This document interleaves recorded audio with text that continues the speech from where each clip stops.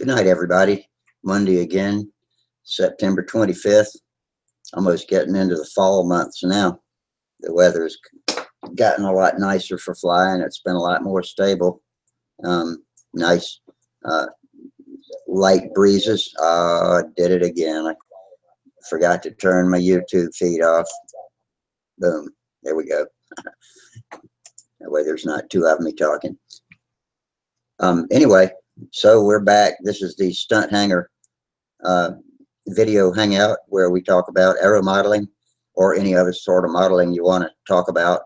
And you are welcome to watch us on YouTube or click the link in the live chat next to the YouTube window and join us, or go to stunthangar.com if you're a member of the forums and in the streaming videos at the bench thread. I post the link in the first top post there every night, and it looks like our first visitors joining up. Hey, Gerald, how are you doing tonight? I hope I see him. Good, thanks. Just getting over a cold, but we've moved to daylight saving here, so you're on an hour later. So I was waiting there for about an hour, thinking, oh, yeah, Rusty's going to be on soon. Oh. I forgot all about our daylight saving. What time of day is it where you are right now? Oh, it's going on. It's about 2:45, so the boys will be home in about half an hour. So I might have to quit and get them afternoon tea and maybe come back later. But I can stay on for about half an hour anyway. How are you keeping, Rusty? Been getting any flying action in lately?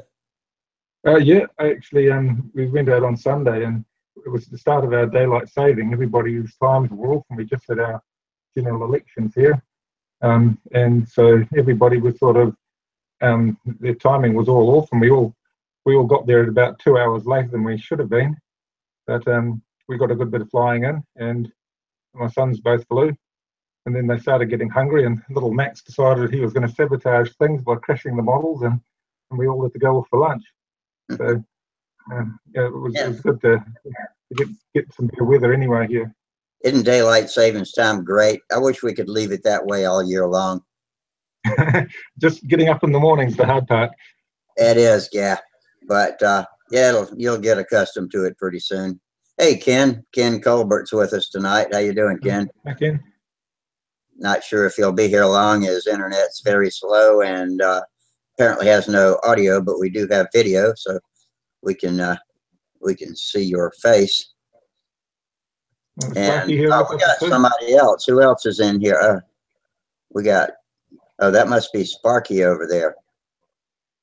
Let me check and see if your mic's on, Sparky, if that's who you really are.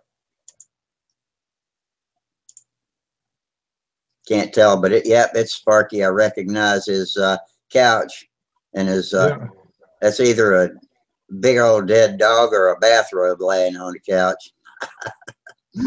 But we're not getting any video, audio from you, Sparky. We got video. We'll get that worked out directly. But anyway, we had a good show Friday night. How about now? Can you hear me now? Yep, I can hear you now. Loud and clear. Yeah, I've watched your show on YouTube. It was quite good, apart from hearing that your wife had broken her foot, and it was quite an interesting show. All the talk about the arena races and stuff. We had to go back and erase a couple of parts where some off-topic posters came in, but no problem. We got it cleaned up, and all's well now. I haven't reposted that yet. I just haven't got to editing it up, but it's on private, so nobody can see it yet, but we'll get it out. Okay. Yeah. I saw notice the Spanners ruined it. I just watched it before while I was having lunch, and it's upsetting. You can see it upsets the whole train of thought when people are coming in there crashing it.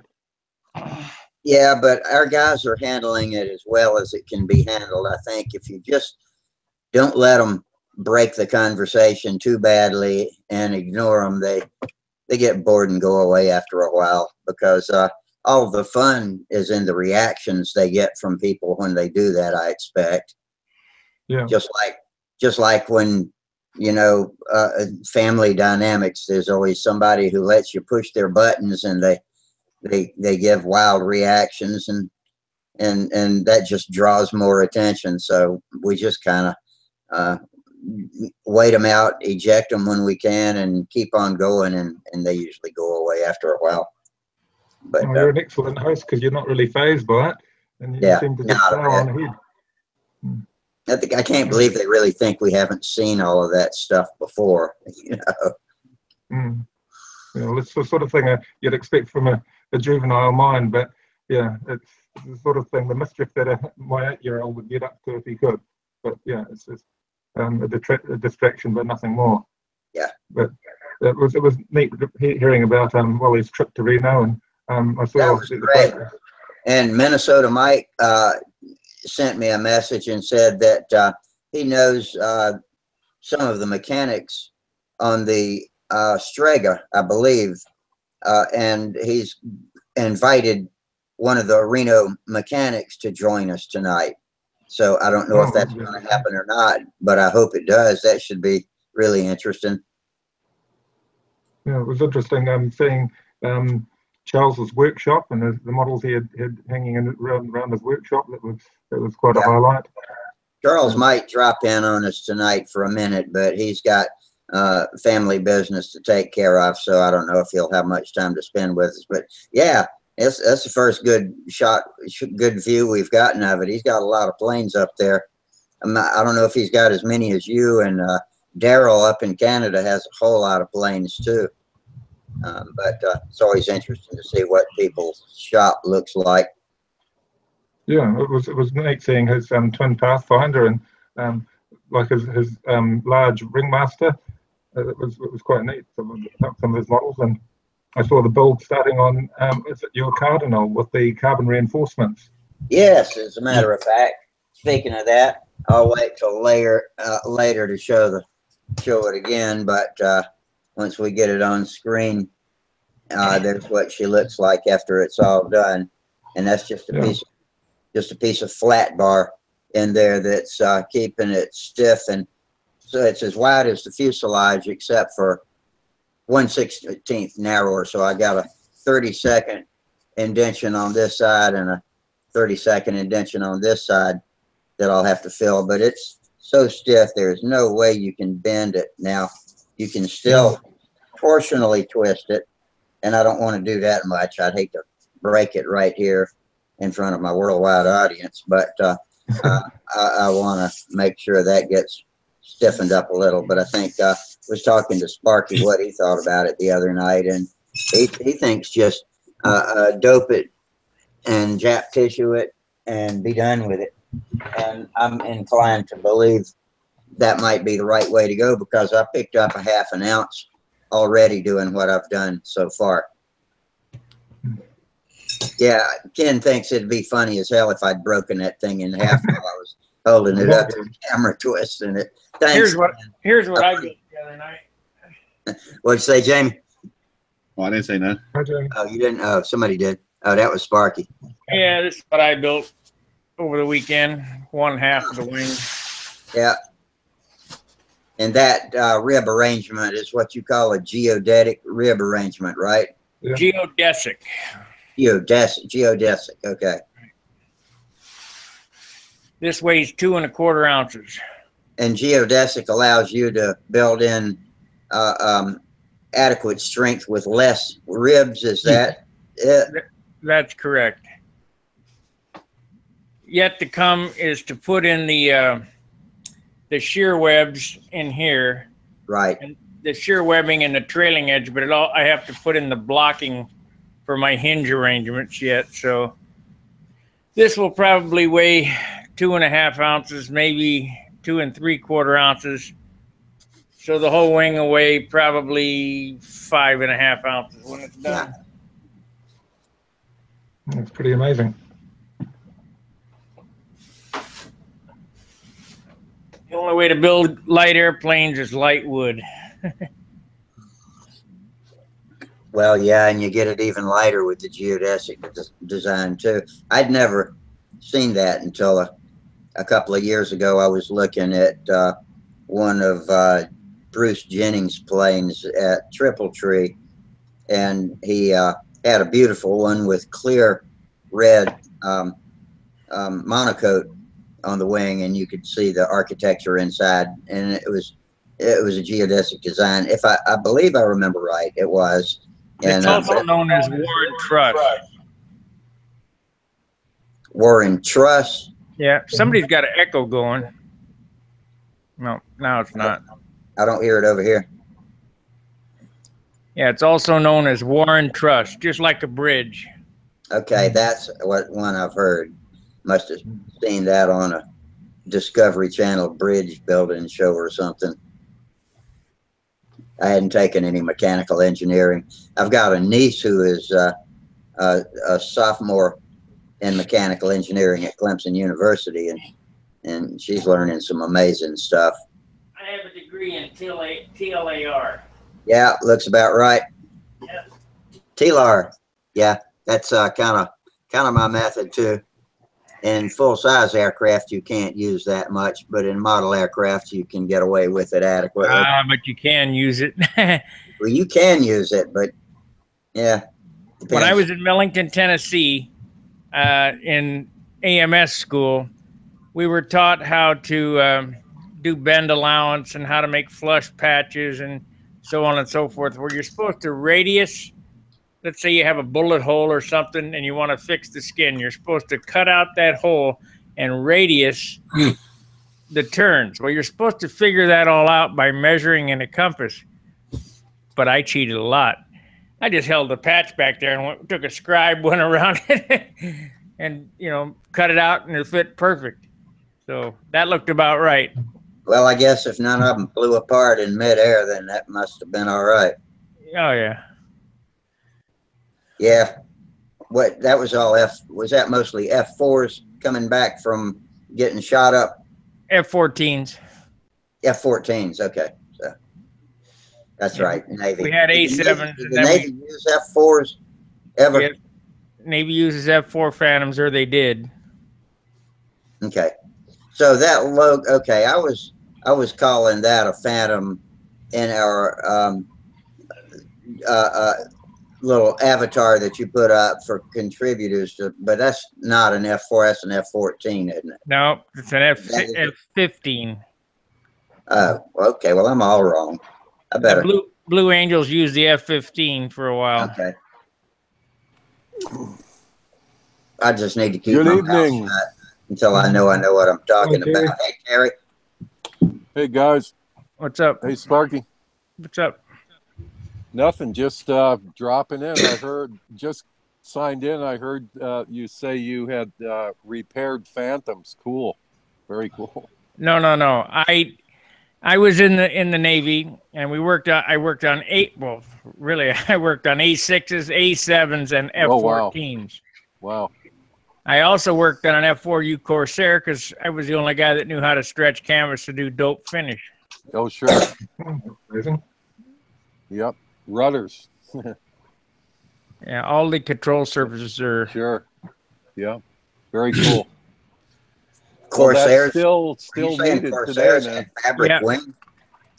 Ailerons for fabric, or the rudders, elevators, all that stuff, I think. Yeah. But the main wing was Sparky. aluminum, right? Sheeted. There's a couple of interesting things about the F-4 that nobody understands. The reason why the gull wing was designed is because they used a huge double wasp radial engine, and the propeller was a 14-foot diameter, and they needed to clear the deck, so they had to raise the airplane up. Well, when they raised the airplane up without the gull wing, the landing gear was too long and they were breaking them off. So they made the gull wing so they could make the landing gear short. Well, the cockpit used to sit forward.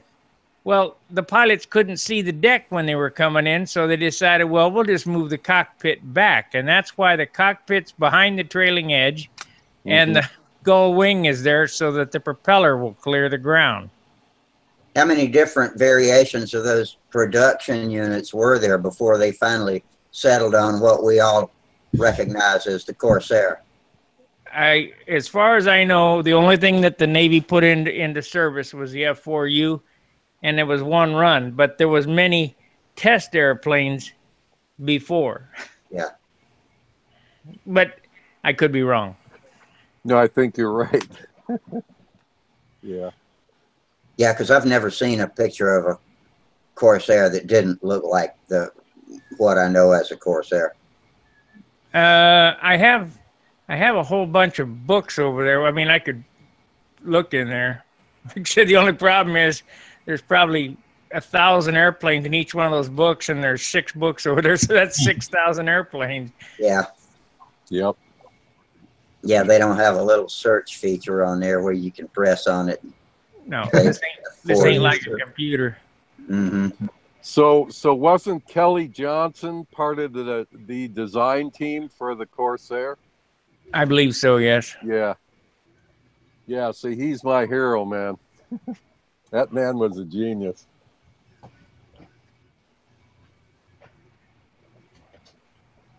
When they're still flying the U-2. I don't know if they're doing the SR-71.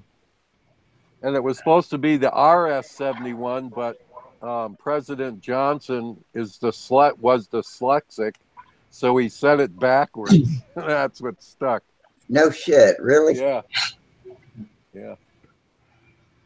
R stands for reconnaissance, I guess. Yeah. Wonder what SR means. The R stands for reconnaissance. Or yeah. There's a couple really good books out there, and one's called Sled Driver. And it's a guy who logged the most hours flying, surveillance with that jet. I mean, awesome. I hear they're working on scaled down prototypes for the next generation of reconnaissance plane. I don't know why. I don't know.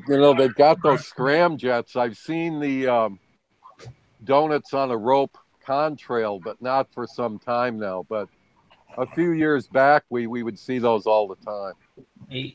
What is that? Is that just artifact of the? Well, they've got that jet. It's called the scramjet, and it launches off the back of a mothership. Uh-huh. And it's because it's got fast. It's got to be over Mach 1 to kick in. To have the motors run, right? Yeah, exactly. Well, let me right. tell you about that. Start. A jet engine can only turn so fast. They have an air dam in them that they, limit the air coming in, because the air can only go so fast through there. It can only compress it so much. So the way that they got around going faster is the same thing that the speed guys uses. They're using a pulse jet. It only has one moving part. So yeah. Mm-hmm. Okay. Jim Ballard just joined us. Good evening, Jim. Jim's over on YouTube. Hey, Jim. Hey, Jim. Welcome to the show, Jim. I'm looking for F4U. Well, Jack Sheets did a nice design of the F4U as a stunter. Do you know anybody that built one? Corsair. Yep. Let me see if there's an index in the back. There's not. These are World War II here. Northrop X4.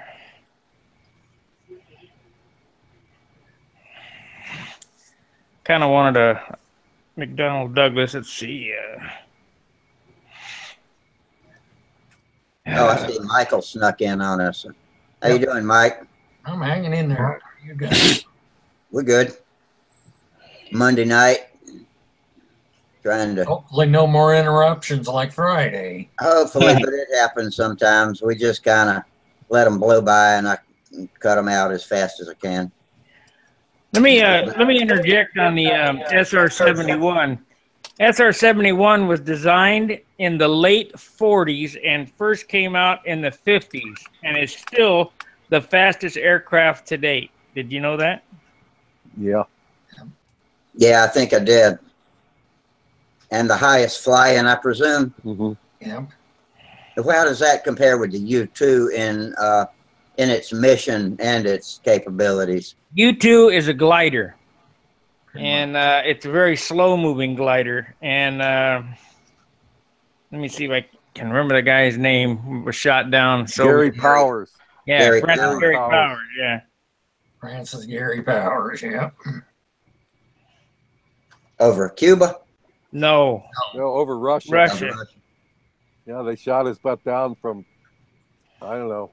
They won't However tell you high how he high. was, he was way up there, I'm sure. Yeah, they won't tell you how high. People say 80,000. Okay? Yeah, they aren't. They don't want you to know. No. No, you might Boy. bump in. I can't say anything, darn it. Yeah, No, you can't. Thank Sorry. God for computers. yeah. Supermarine Spitfire. Yeah, nice airplane. You know, the British embrace the elements of design, like the wing Sparky just built with the geodesic wing. I mean, in nature, like the honeycomb and the egg, those are the two most successful engineering formulas on the planet. Yeah. You know, that thing where you take the raw egg and put it between the bottoms of your palms here? You can't crush it. Can't break it. Yeah. You can't break it. So they use that as their cross sections, a lot of those curves. And that's where the French curves came from. That's where those curves were developed. They were literally taken from nature, from eggs. You know, woodpeckers have a similar honeycomb inside of their skulls behind their beak that supports, that absorbs They're all of banging, the yeah. shots from pecking. It's too bad that our Afro-American football players don't have that protection. Yeah. Because they're really messed up with those head injuries. Holy smokes. Or any other football players for that matter. Yeah, really. But it seems like the big linemen have it the worst, you know? Oh, But who knows? Yeah, because they're the ones banging helmets. I mean, they go head to head, literally. The linemen do. you notice that I'm going through these books here, and I got a whole set of them. They're just they're like phone books of every airplane made. Man, if I had to do this, you know, thank God for computers. Yeah. It's all You're in still there. looking for the Corsair? Still looking. I can't find it. I can't I remember. wonder if that's been scanned and available Oh, I'm online. sure it is. Jane's books, you know. I wondered if it was Jane's. Yeah. You know, I think it's an app, and I've got it. I think it's like real expensive at like $2.99. But it's like every Jane's book ever published. I mean, my God, man. That's a British outfit, isn't it? Huh? That's the British group, yeah. The complete book of world aircraft. And I bought all these volumes from Bob Zambelli. No shit. No. I think those were like a monthly subscription for those. And you collected them in that folder, I believe. Aircraft Illustrated series. Who made the Corsair? Voight. Yeah, Voight. Yeah, Voight. Oh, there it is. ST. This is Yak. Bell. They're not in order. Isn't that Rockwell? No, that must be the one you were looking at under Rockwell. Beach. Dorner. It would help if they were in order. Yeah. It would really help if there was an index in each thing. Hey, Sparky, on that new plane that, or that last one you were building that you have the 70 on, or is that this Stunter? Yeah. What's your square inches on your wing? Is that like a 580 or something? 700. Oh, 700. Okay. That's a big one. Yeah, well, that's good, man. That's good. So I've got my fuselage pretty much ready to do the little bit of stripping I'm going to do on it on the Cardinal, but I did a little chop job on my Oriental, so I'm sticking my Avistar 61 in it. Yeah. And I'm There's stretching mine. the tail 3 inches. Yeah, that one looks good, man. Yeah, I Yeah. did the same thing with the carbon, but not quite as thick a carbon. Yeah. This is 16th. And what size was yours? I did, it was the Dave Brown, it's that flexible carbon you use on spars. So I had one odd piece. So I went the whole distance, and then I went 2/3 and then 1/3. Yeah. So it's thicker, and then it gradually tapers to the tail. Yeah. So I Well, guess guys, at I can't find this. I'm going to have to go to bed. It's past my bedtime. Yeah. Okay, Sparky. Well, we'll right, carry on and have our usual interesting show. I'll let you know if we need anything cleaned up tomorrow. I will tell you this. I don't know if anybody saw the show that they had on Jack Northrop. The flying wing was designed from a seed. That's correct. From a tree. I think it's an oak tree or something. Maple seed. Yeah. Maple tree, I think. Yeah. Yep. If you take a wood match and you slit it and put a wing into that match and throw it, it flies great. Just a flying wing. Yeah. They gave him a model of a stealth before he died. They presented him with a model of a stealth bomber. What is that? The B-2B? Is that it? Yeah. Yeah. No. No, it's the other one. The B-1B. Yeah, No. I think so. Oh, that's not the stealth. B1 is the long nose job, and maybe it is the flying wing B2. Yep. Yeah. I don't know. But it was the flying wing. Definitely looked like something technology back then. We finally came up with the technology. They sabotaged his plane. His jet-powered prototype, I believe somebody sabotaged that thing. It surprised me. What, to make it unstable? Well, to make it crash. Killed Yeah. the test pilot. There was too much. That would not surprise me. That's about a cutthroat business. Listen, man. Military contracts. It was right after World War II, and and they went after Howard Hughes. I mean, it was ridiculous. Anyway. Well, I'll bet $100 in these books that I have. There's a Corsair in it, but it's there. It could be a while for me finding it. It's there. Corsair was my dad's favorite airplane. Here is an airplane that was the first stealth airplane. What is it? It's called the Horton 229. Were designed by Hitler, or not by Hitler. It's kind of funny you say that. Check it out. That's what I have right here. There you go. Yeah. Said us last week.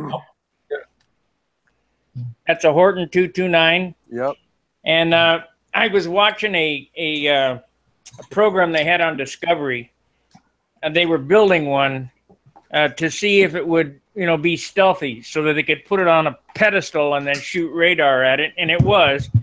But the engineers at, I guess it was NASA or wherever, were trying to pull a canopy. So they had the mold, and they had the Lexan in the oven, and then they pulled the Lexan out with pliers, and they tried to mold it down over this mold buck. And I'm thinking, man, I wish I was there. I'd show them how to pull a canopy. I could not believe that these engineers couldn't figure out how to pull a canopy. Yep. You have to have a frame on the plastic. It's dumbasses. But they ruined like 3 or 4 pieces of Lexan, so they ended up cutting it up and making it a few pieces instead of one piece, because they don't know how to pull it down over the plug. Dumbass. Yeah. Those be the engineers. All right, A lot guys. of engineers aren't builders. That's the problem. You know? Yeah, they know nothing. No. All right, guys. You have a good night. If you get You any too. problems, just send me the timestamps, Rusty, and I'll clean it up. I will. I hope it's not 12 of them again. Well, I'm just going to cut a half an hour out of that other program, just the way it goes. Too bad, because we were in the middle of a good discussion.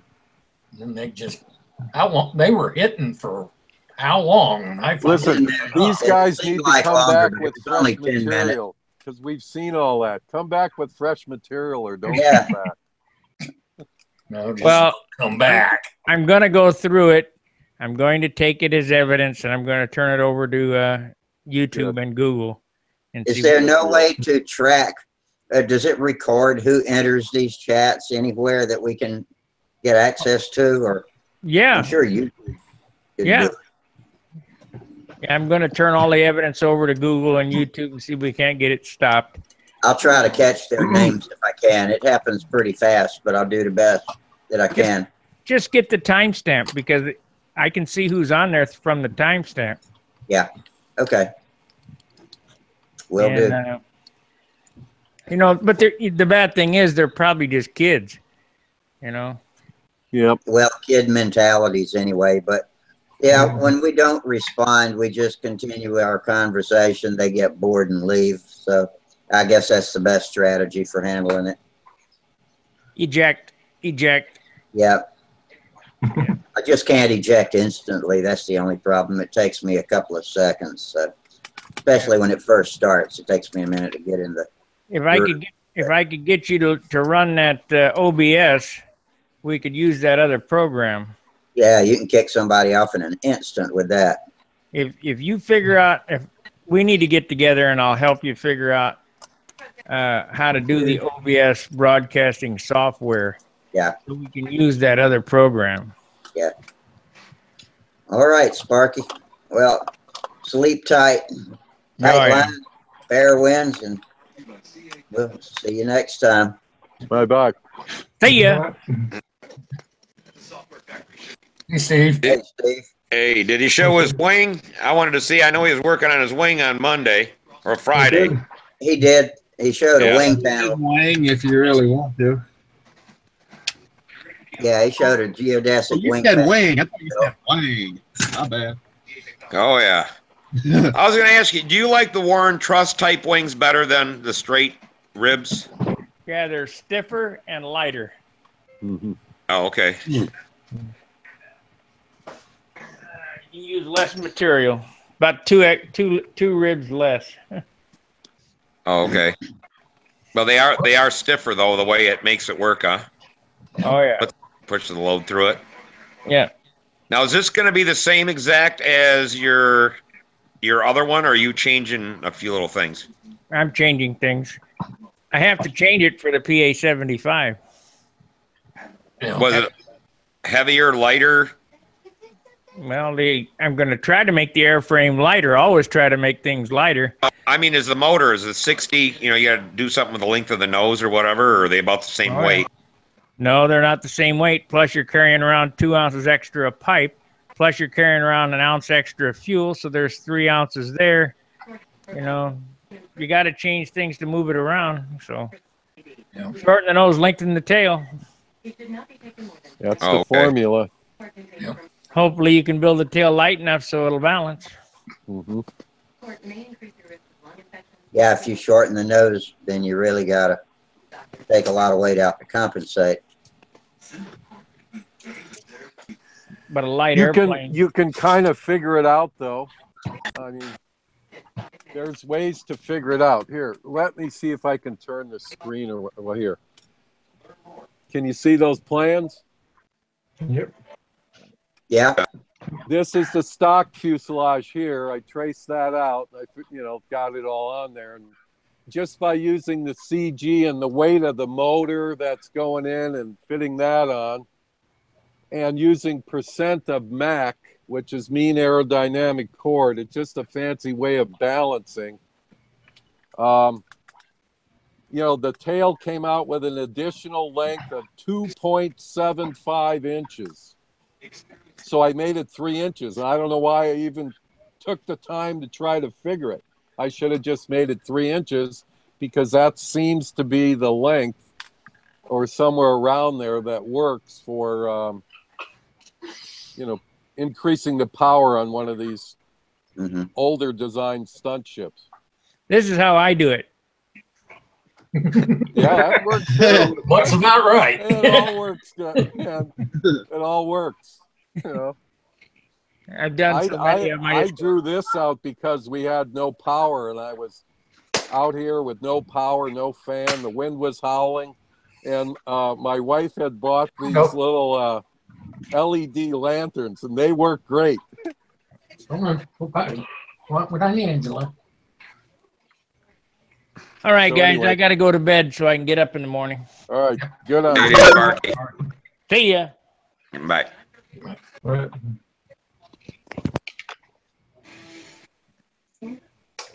Welcome back. That's the talk about the decline tonight in the United States and North Korea. Two nuclear powers, increasingly. We got the news going on now. Whose news is that?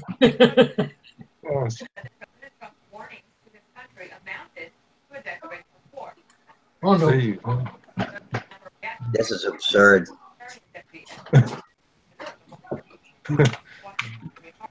I guess I'll go get it.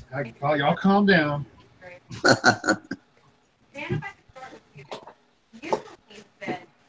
I couldn't even begin to guess what our president is going to do next about anything. He's even got involved in the NFL now. All right, here it is as of right now. All right. That looks good. It's nice. A fire cat. So, if y'all know what the fire cat, huh? Wildcat or Firecat? Fire cat. Fire Y'all look, cat. if y'all look on the Brodax site, you'll see it's like orange and yellow or whatever. But anyway, it's got black trim going from the nose to the cockpit, whatever, and then the backbone of the fuselage up to the rudder. And I'm going to do the exact same black trim, so it's going to be black on white because the wing is already covered in monocoat, and the center is black. So it's going to be basically a black and white plane. I sprayed it probably 2.5 hours ago, and it's just slightly tacky. So I'm debating to go ahead and trim it off and spray black now tonight and be done with it. This is going to take a couple of weeks for it to cure anyway. What kind? Is that dope on there? Rust-Oleum. Oh, okay. No Rust-Oleum, yeah. You got a painting stand or a little booth or anything that you use, or you? I got a go yard outside with it. I did it this afternoon when I still had daylight outside. Oh, and also, other than the trim on the top right here being black, the doublers is going to be black as well. Yeah. Uh-huh. So yeah. So you're going to start. That's close. Are you going to use the Indian 19? I could fit I could fit the Indian 19 on it, as that's what it's got drilled for. But if that don't work, the holes are the exact same for a 25 LA or FP. That's good. Yeah. Yeah, 25. Nice Cat motor. should be small enough. It should fly pretty good with that Indian. Yeah, that's what I'm thinking. Not a big airplane. The way I look at it, when I go to do the overheads, if it ain't got enough oomph that I'm comfortable with doing the overheads, I'm going to throw a 25 in it or a 20. No, I got to head off. My boys are just coming down the drive now, so I'll sort them out after the team. I'll join you all again later, maybe. Okay. So I'll turn off now. Hello, boys. Hi. Just say hello to everyone. I could take this tape off.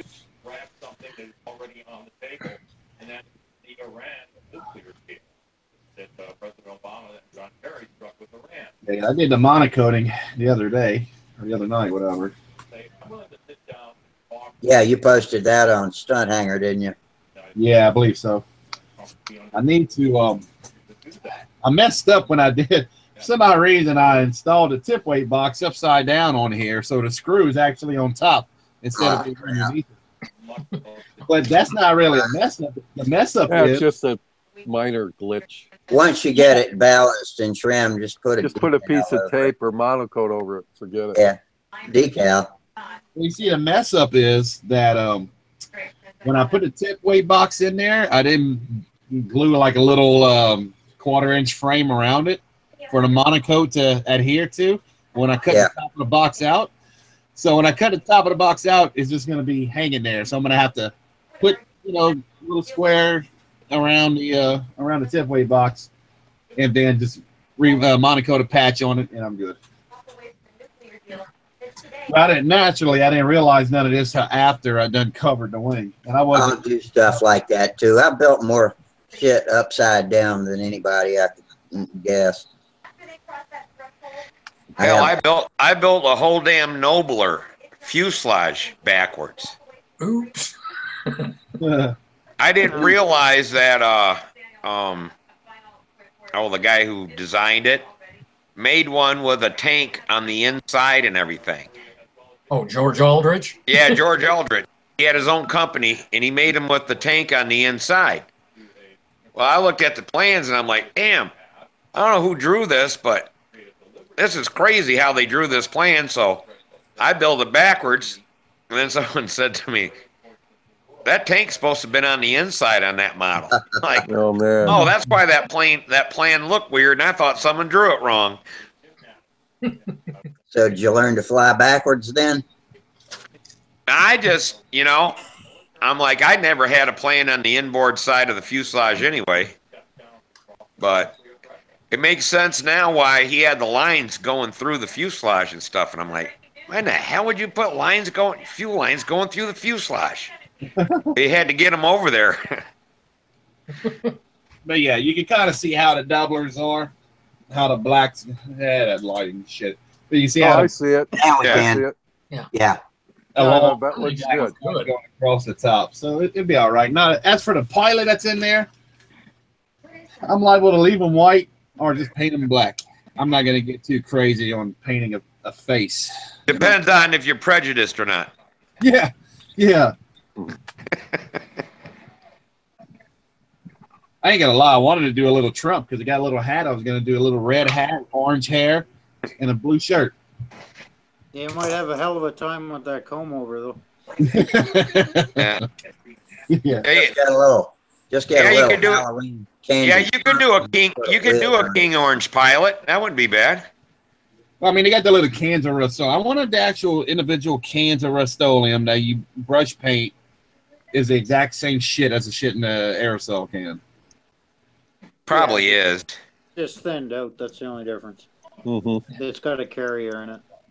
All right. Yeah, I think it's the same formula. Red, blue, and orange. Looked like Daryl and Frank jumped in on us about the same time. Hey, Frank. Hey, how you doing? How's They're everybody good. doing? We're just starting to get in the groove here. Sparky was with us for a while. Yeah, I was see them watching on there. the big screen there.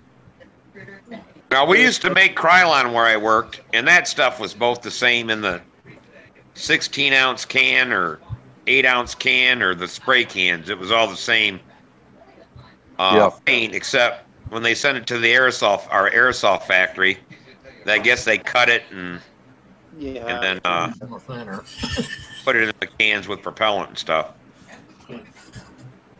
All that good ozone destroying stuff that they're hugging trees about. I think they changed that though, didn't they? The new carriers are supposed to be more friendly. Yeah. No CFCs.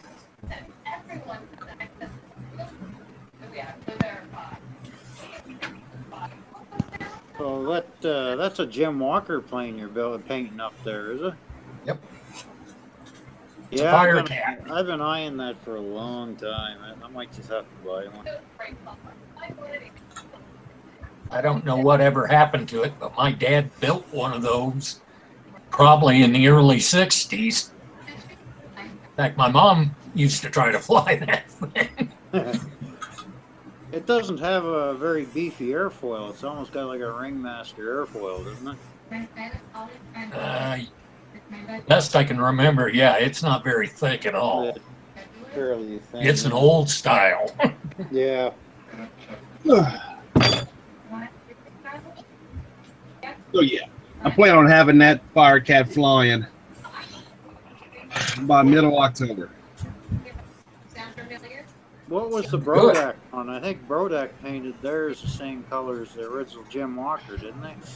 Yeah, it's Yeah. Stinson yellow, or no? It was egg cat yellow. yellow and fuselage, yellow stripes on the wing, red wings, red doublers. red. I think it was an egg cat yellow is what they called the yellow one. I think. Yeah. It's pretty anyway. I'll wait and see how yours flies, and I'll decide whether to buy one after that. Yeah. Well, back to our winter build. When we were first getting started, a couple of times I've held my Cardinal fuselage up so everybody could see the CF flat bar that I embedded in it. If y'all are ready, I'll show you the pictures of what I did to get it in there neatly.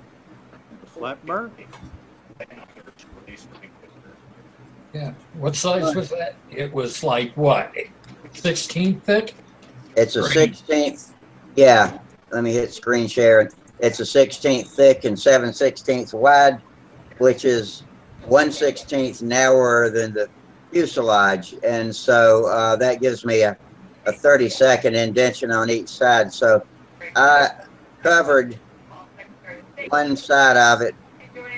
Are y'all seeing that with the white electrical tape on it? Yeah. And I pressed it so it went in a little bit, into the gap a little bit, and then I'm gonna have to skip pictures because they're out of order here. And I took that, you see that 16th music wire there? Mm-hmm. I laid it down in that gap. There you go. And that holds it down flush so that the other side can be pressed in when I flip it over and put it on the building board. I taped it, I covered it with tape like that, and then flipped it over, laid it on the glass, and then masked off this side and pressed and epoxied the gap and epoxied the flat bar and pressed it in there. And then I weighted it. Let's see, I wish I'd gotten them in order. I weighted it down like that and left it for 24 hours. And then everything came out neatly. No, I didn't get any, I didn't get any Sounds glue good. on the, Where did you find flat irons? I didn't get any glue on the outside of it. So here's what we got. Here's what we got now is, if you can zoom in on this, then I've got, hey, can you stop sanding for a second so I can dominate the camera? But anyway, got a 32nd of an inch gap here on this side and 32nd gap on the other side, and it is stiff. I mean, I cannot make it flex if I put my thumbs on the flat bar and try to twist it. And I still do have some torsional flex if I try to turn it that way. And I'm not going to turn it any tighter because I don't want to make y'all laugh when I bust it in half. But I was happy with the way the finished product came out. I managed to get an equal indentation on each side by laying that 32nd music wire in there, pressing it down on it. And I got a good epoxy set too. I don't ever trust epoxy until 24 hours later, and I was happy to find out I had a rock hard set when I picked it up tonight.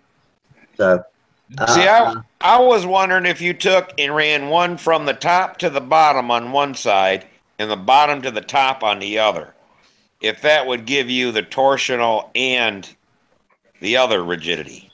I don't think so. I was thinking about that too. I think the best thing to do, I was thinking the best thing to do would be to sheet it with 32nd or 64th, 32nd balsa, and then sand it down to about 64th, and then silk span over that. But I talked to Sparky about it last night. He doesn't. He seems to think that's a more of a waste of weight than it is a savings in quality. And so I might just go with dope. And he said Jap tissue, which I don't have any of. So I might just dope it and span it, because I have to try pretty hard to get it to twist torsionally. Now I'm thinking this thing's preventing a little torsional twisting too. I don't know. I didn't give it the tenderness test before I put that bar in there, but I got my weight penalty is a ½ ounce for doing what I've already done, and it really does keep it from wagging back and forth. It's not gonna wag back and forth. So you have. That was like that friend of mine. I had two Dick people there. talking. I had Daryl and Steve talking at the same time. I couldn't hear either. Did you have We haven't issues flown with the airplane yet, but Dick, the guy that flies with, he did the same thing, but stuck it in the top and the bottom, then sanded it, round. And we grabbed it, and I mean, you can't really move it. It may move some, but it sure is a whole lot stronger than. Was it a flat bar like what I've got that he stuck in the top and bottom? No, he just stuck in a piece of music wire, top and bottom. Oh. Just buried that in the top and bottom, and it's like that little thin music wire. I just can't believe what that did for strength once it's all glued. Yeah. Glued in there with epoxy. He got the idea from when I did the wing. I put the carbon fiber in there. Yeah. And he just decided to do some music wire. Real small music wire. I think 16th or whatever he had there. Buried that in there. And it's just unbelievable how much stiffer that made that. Well, I'm hoping I get some benefit out of this. But I'm going to go ahead and sand it and taper it, which would normally give it more flex. But I think this will allow me to taper the tail end of it a little bit more than I otherwise could if I didn't have that bar in there. So we'll see. Who the hell knows? I fly. No, I think you'll be good to go, man. At my level of flying, I could just throw the thing together and probably not tell any difference either. But I'm trying to move up, and so I figure I better move my airframes up with me. So that's just one more elevation in building quality, I hope. I tell you what, you need some of these hinges right here, these CA hinges, to help you move up. Oh, yeah? Send me a sack of them, Jamie. Plate for those things. Yeah, I G-file those things. That'll stiffen everything up, won't it? Including your control surfaces. Yeah, that's what I kind of had in mind. Oh, man. I ain't gonna lie, this Rust-Oleum, my surfaces are a little bit on the thick side, I guess you could say, in movement, but it'll be all right. It'll loosen up. Yeah. Bros or Roberts, that's it. I gotta try Sparky's hinges someday. Those ply hinges, I like to try those. Yeah, the plastic ones are so much easier to go out and buy and come home and install. Yep. I don't want to have to make all those hinges, but they are a good hinge. Yeah, he's got no control surface gap on his. Not any at all. They all ride on the same axis, don't they? He's got one music wire that slides all the way through all of them. Is that right? No, he doesn't like that idea. Oh, really? He's got a pin in each one. He's got a brass bush in each one. Mm-hmm. Yeah, and it's permanent. Are we talking about Sparky's hinges? Yeah, we are. Those are pretty slick, but trying to make them yourself would be a real challenge, I think. Well, I could build an airplane. If you don't have thick surfaces, it's going to be hard to do. He used to sell them, didn't he? Yeah. Couldn't you get those on Stunthangar one time? Yeah. Yeah, it wasn't worth it. There was a lot of time and work involved with them, so it wasn't worth his time, I don't believe. Yeah, I Hey, think he Frank, had you don't have later. to mute your mic anymore. I just wanted you to mute it for a second while you were sanded. Okay. Hey guys, I'm gonna get on off. I can't hear anybody anymore again. I don't know if you guys can hear me or not. Yeah, can still hear you, Steve. Fine. Yeah, we hear you. I don't speak sign language though, so. I do. It's breaking. It worked good for a half an hour tonight, but now it's breaking up really bad again. I don't know what the hell the deal is. Oh well. Maybe. Okay. Getting busy, maybe. All right. Have a good evening. Yep. Take her easy. See, Steve. But yeah, I'm excited about that plane, man, because if I could have it flying by middle of October, it shouldn't be nothing to learn the old-time stunt pattern just in time for the contest in Arkansas in the beginning of November. How are you coming with your Pampa beginner pattern? I haven't flown it since. Since that video a couple of weeks ago? Well, actually, it's last weekend. Yeah. You have more half-built control lines than I do. Was that there? You have more half-built control lines than I do. Oh, yeah. Yeah. That Firecat is the first one of that size I built from start to finish. Or that I actually built. I'm not going to say start to finish. Well, back in the day, that was a 35 size, wasn't it? 19 to a 35? I believe so, yeah. Yeah, most of these things we put 25s on now were 35s back then. Yeah, 19 to 35. A lot smoother, too. Tell me, Rusty, would you put a 25 in your shoestring? I did. Oh, I you had did? a overpowered 25, though. It was a Thunder Tiger Pro ball bearing 25, and I never got the right venturi on it, so it used to cough out at the tops of loops and stuff like that. I didn't know what the hell I was doing at the time, and if I could go back and do it all over again, I'd know. I just needed to choke it down a little bit, but I ended up putting a Max S35 on it, and I love the way that engine flies. Bob Zambelli made me a venturi for it, and I put a 10.6 or an 11.6, I can't remember, on it, and it flies like a dream, and it turns on and off like Swiss clockwork when it turns up and goes back down. The 4.2 brake's just beautiful. Yeah, the 40 version is really good too. Have anybody tried the 40H? The old Baffle 40, OS 40H is very much like the 35S. It's a really nice motor to use as well. No. Characteristics. No, I don't have one. Yeah, there are lots of them out there in radio form, but you can easily get a Venturi and convert them to a control line. But they sold a lot of them radio. But yeah, they've got a beautiful run to them. But a lot of those old 40s and 60s really don't have that much power. You're just carrying the extra weight, but it's that nice run and the relaxed sound that they've got. That's what I like about those old Baffle engines. You know, I was flying my old Enya 7033 Enya 60 on the weekend, and it just has a nice mellow nature to it. Nice. Oh, those are good motors. I love to listen to an engine and fly an engine that's got a great 4.2 brake for it, but I just don't I just don't trust them in contests. I like to run an engine like a LA that'll run a wet too, and when I come around for that first wing over, I know I can bang it and it's going to be full power going overhead. Yeah, that's a fact.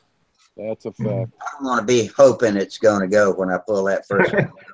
Yeah, that's the problem if you've got a heavy model too. I had a big Stiletto that had a Super Tiger 60 on it many years ago, and you just didn't know how it would do the reverse wing over.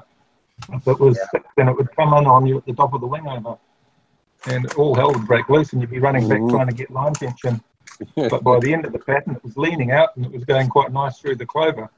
But it was scary at the start of the pattern, getting that reverse wing over, and doing the first square loops and all was you just didn't trust it because it was a heavy model and that there was no margin there. If it was a 75 or something, I'm sure there'd be plenty of margin on it. But it was a big model. It's about 800 square inch area. Yeah, that is a big, heavy model.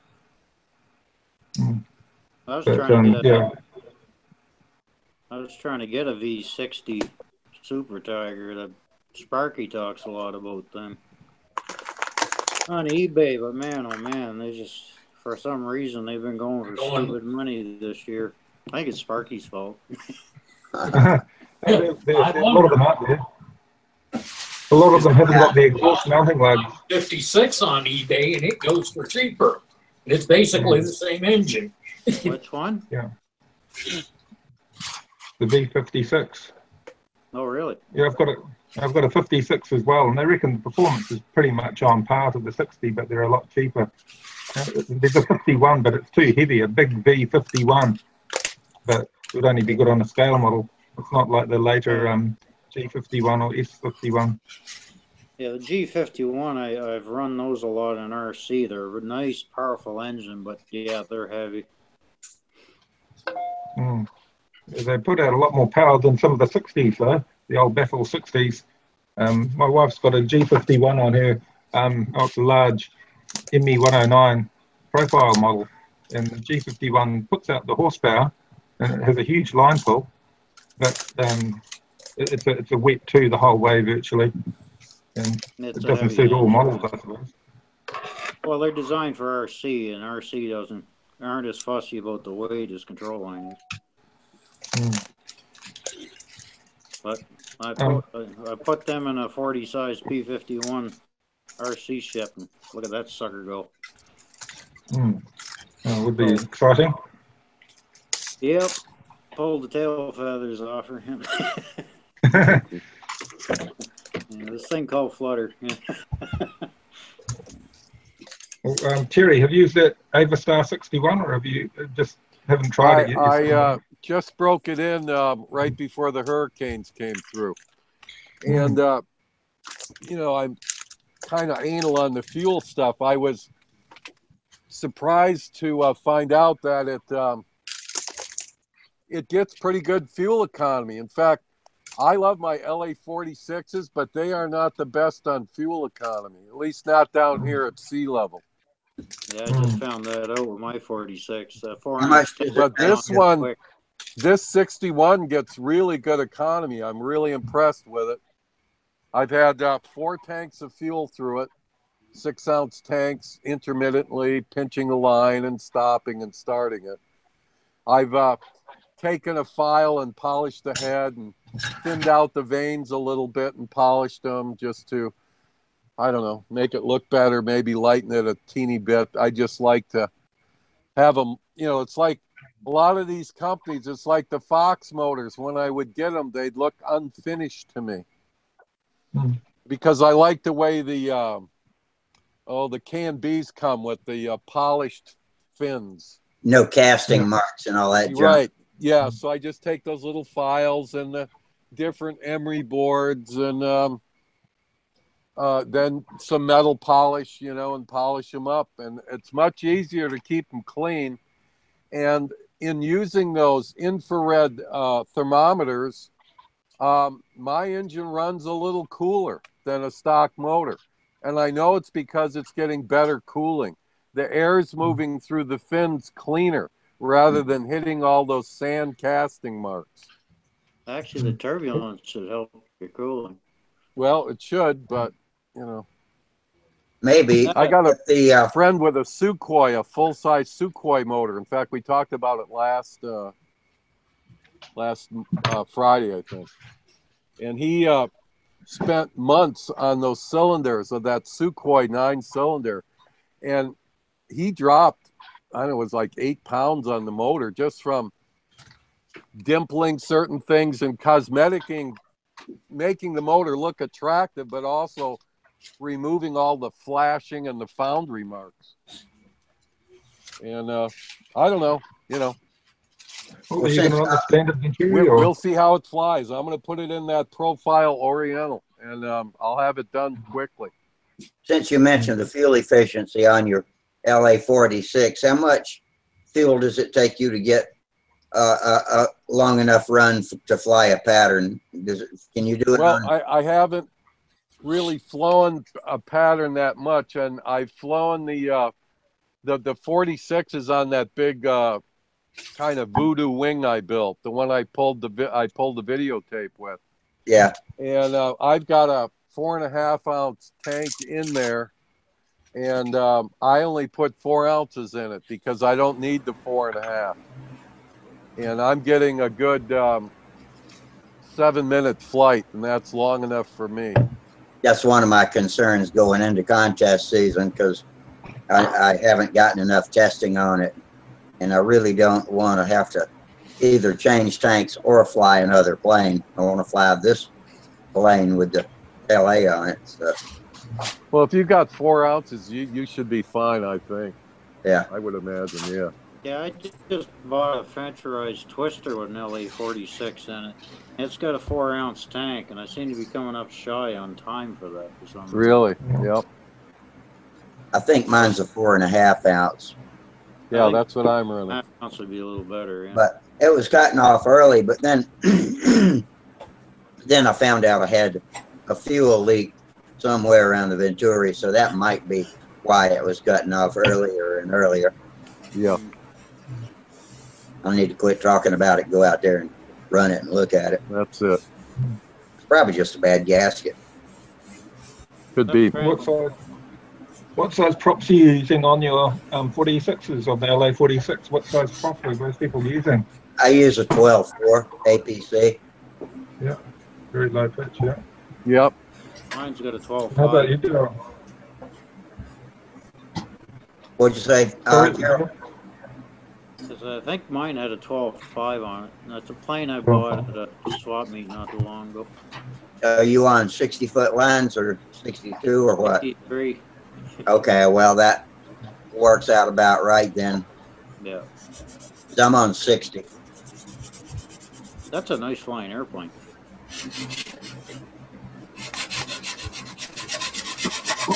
Yeah, it really is a nice flying airplane. Yeah, I was quite surprised how it flew. It was for like my, I had a twister I stretched, but I ended up shortening it up in the ground. But Oh, yeah. I've had a few do that. I fly it better than I've ever flown any other model so far. Yeah, I can see why. It's actually quite nice. I was quite surprised how well it flew. My other one, I didn't really know what I was doing, obviously, so I couldn't tell how good it was flying. Yeah. But this one, I noticed, like, wow, this thing's pretty nice. Yeah, your flying's come along a lot for flying stunt shapes lately. From what little bit I've seen on YouTube. I'm bad about finding time to watch you guys on YouTube, but I have seen you do some decent shapes. Well, thanks. It's we watch your little it's almost 4 gallons of fuel. It's on leaps and bounds. That's what it takes. 4 gallons on 40s is a lot. I'm working on my 4th gallon now. I ran out of fuel, so I ordered 2 quarts of 1020 from Sig Champion, and so that's what I'll be testing with going into Huntersville. That's good fuel. I like it.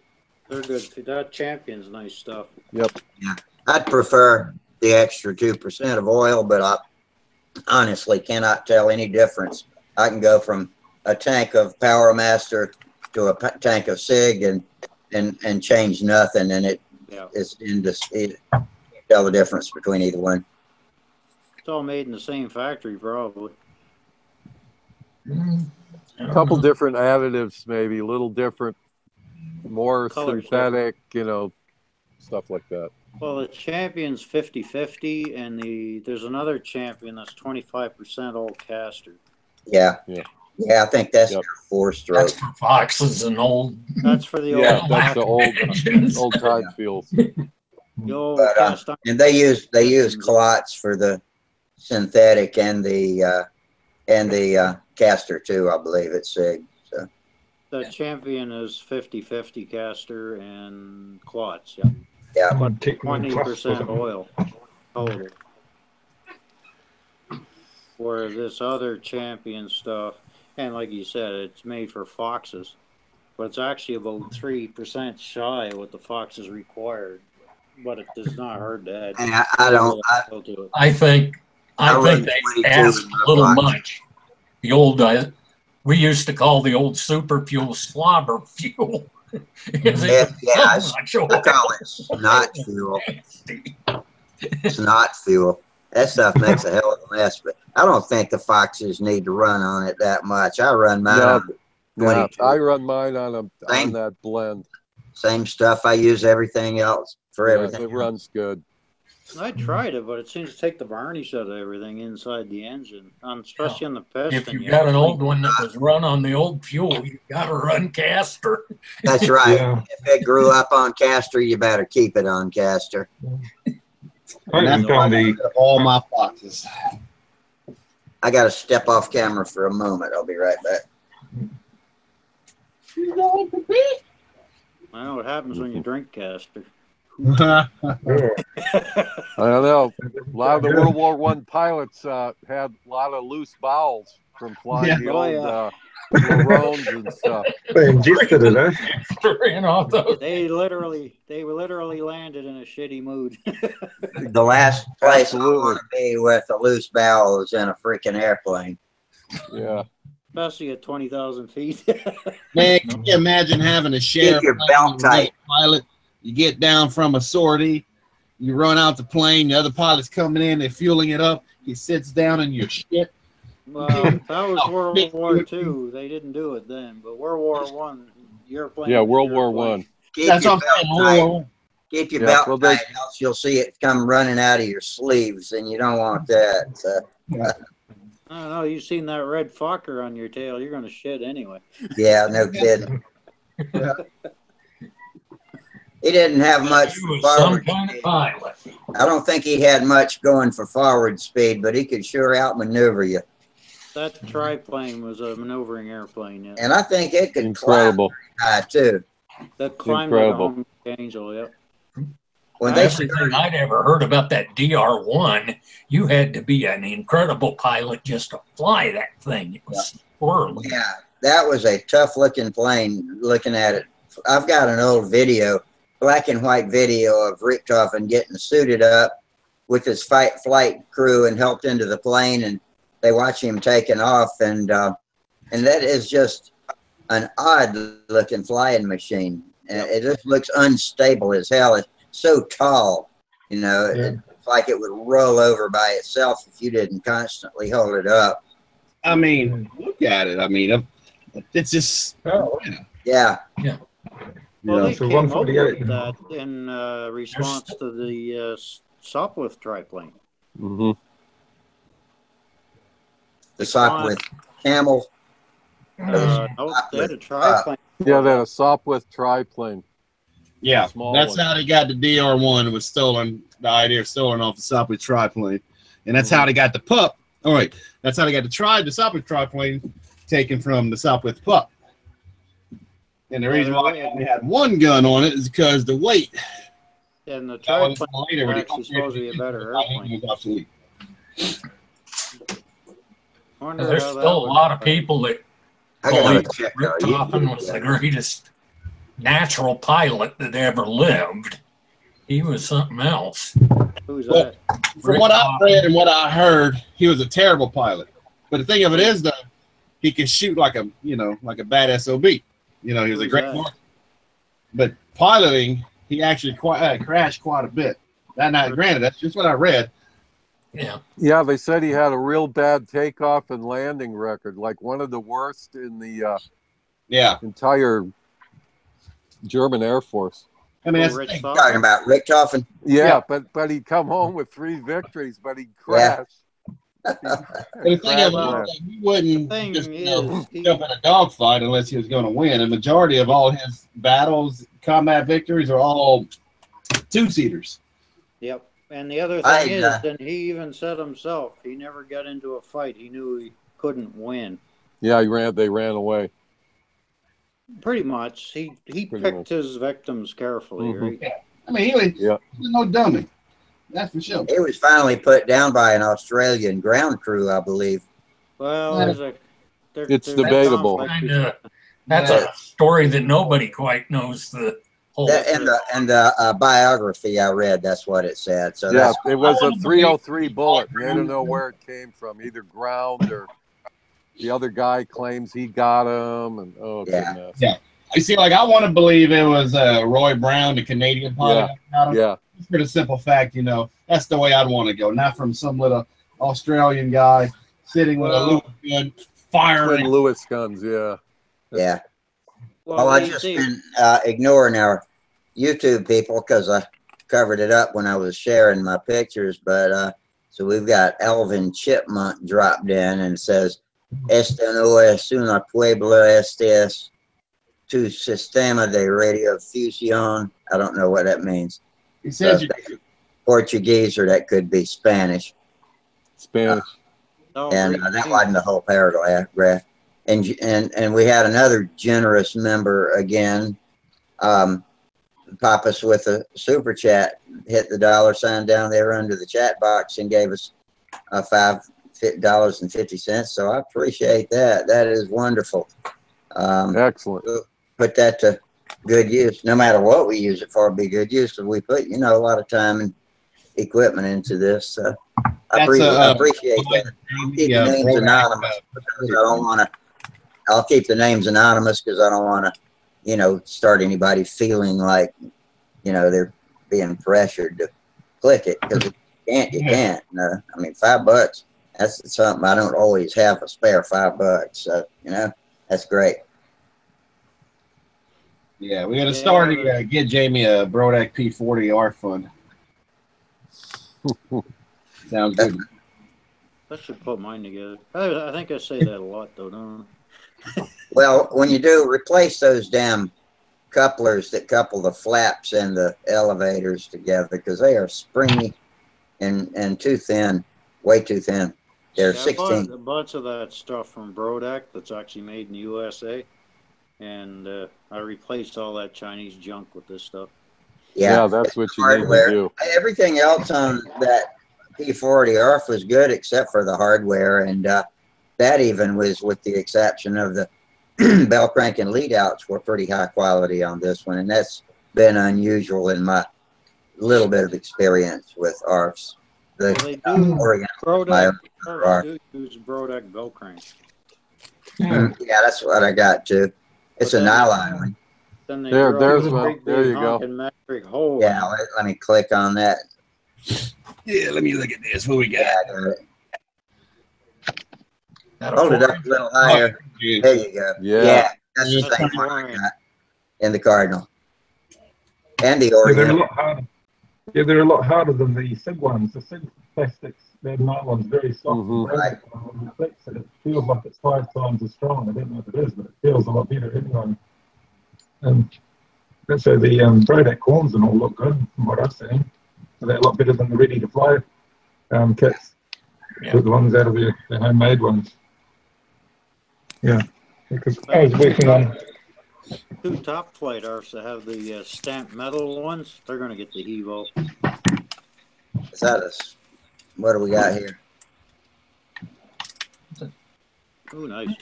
What's that, Gerald? What's on? The old Vikings nearly Oh, sharp. Yeah, I'm trying to get it ready so I can fly it now. We've got a stunt meeting coming up on the 18th of November. So I'll probably just have to fly it in like the basic sportsman stunt. I can't do an F2P pattern with it very well, I imagine, with no flaps. But what engine is that? It's an Atwood. An engine? Yeah, an Atwood, really. That's one of the oldest models. That's one of the oldest engines, isn't it? Mm-hmm. Yeah, the old Atwood 60. It was a good motor from what I read in here. I've got 3 of them, so I thought, well, if something goes wrong, I've got some backups. Is that a Sparky or is that a glow plug?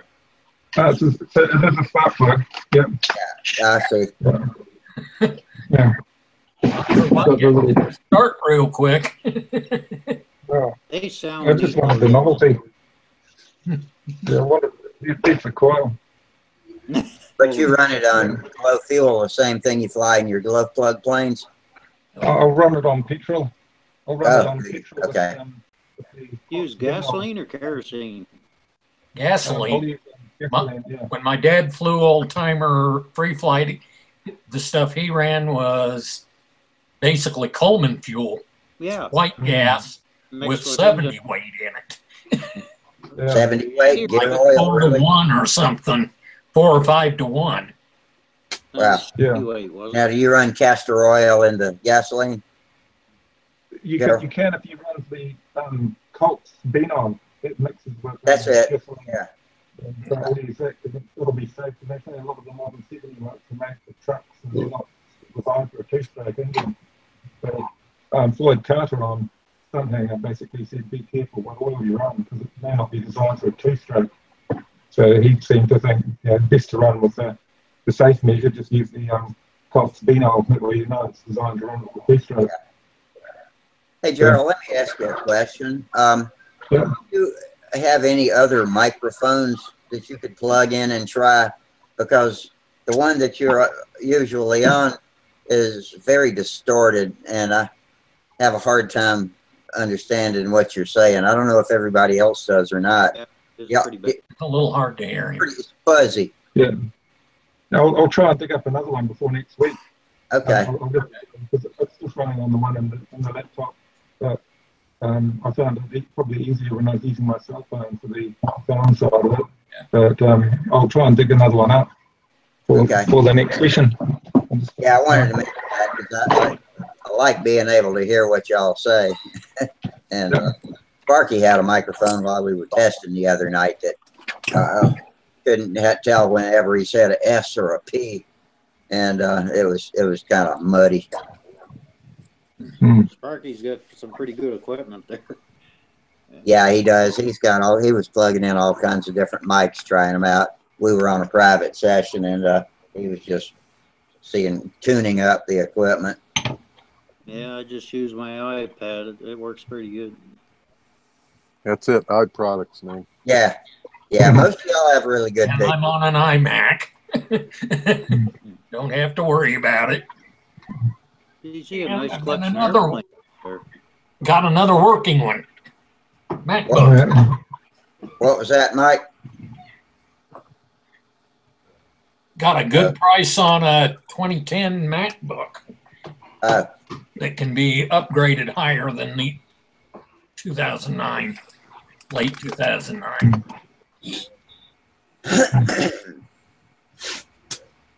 I was thinking about trying a camera from my desktop. You guys have any luck with those?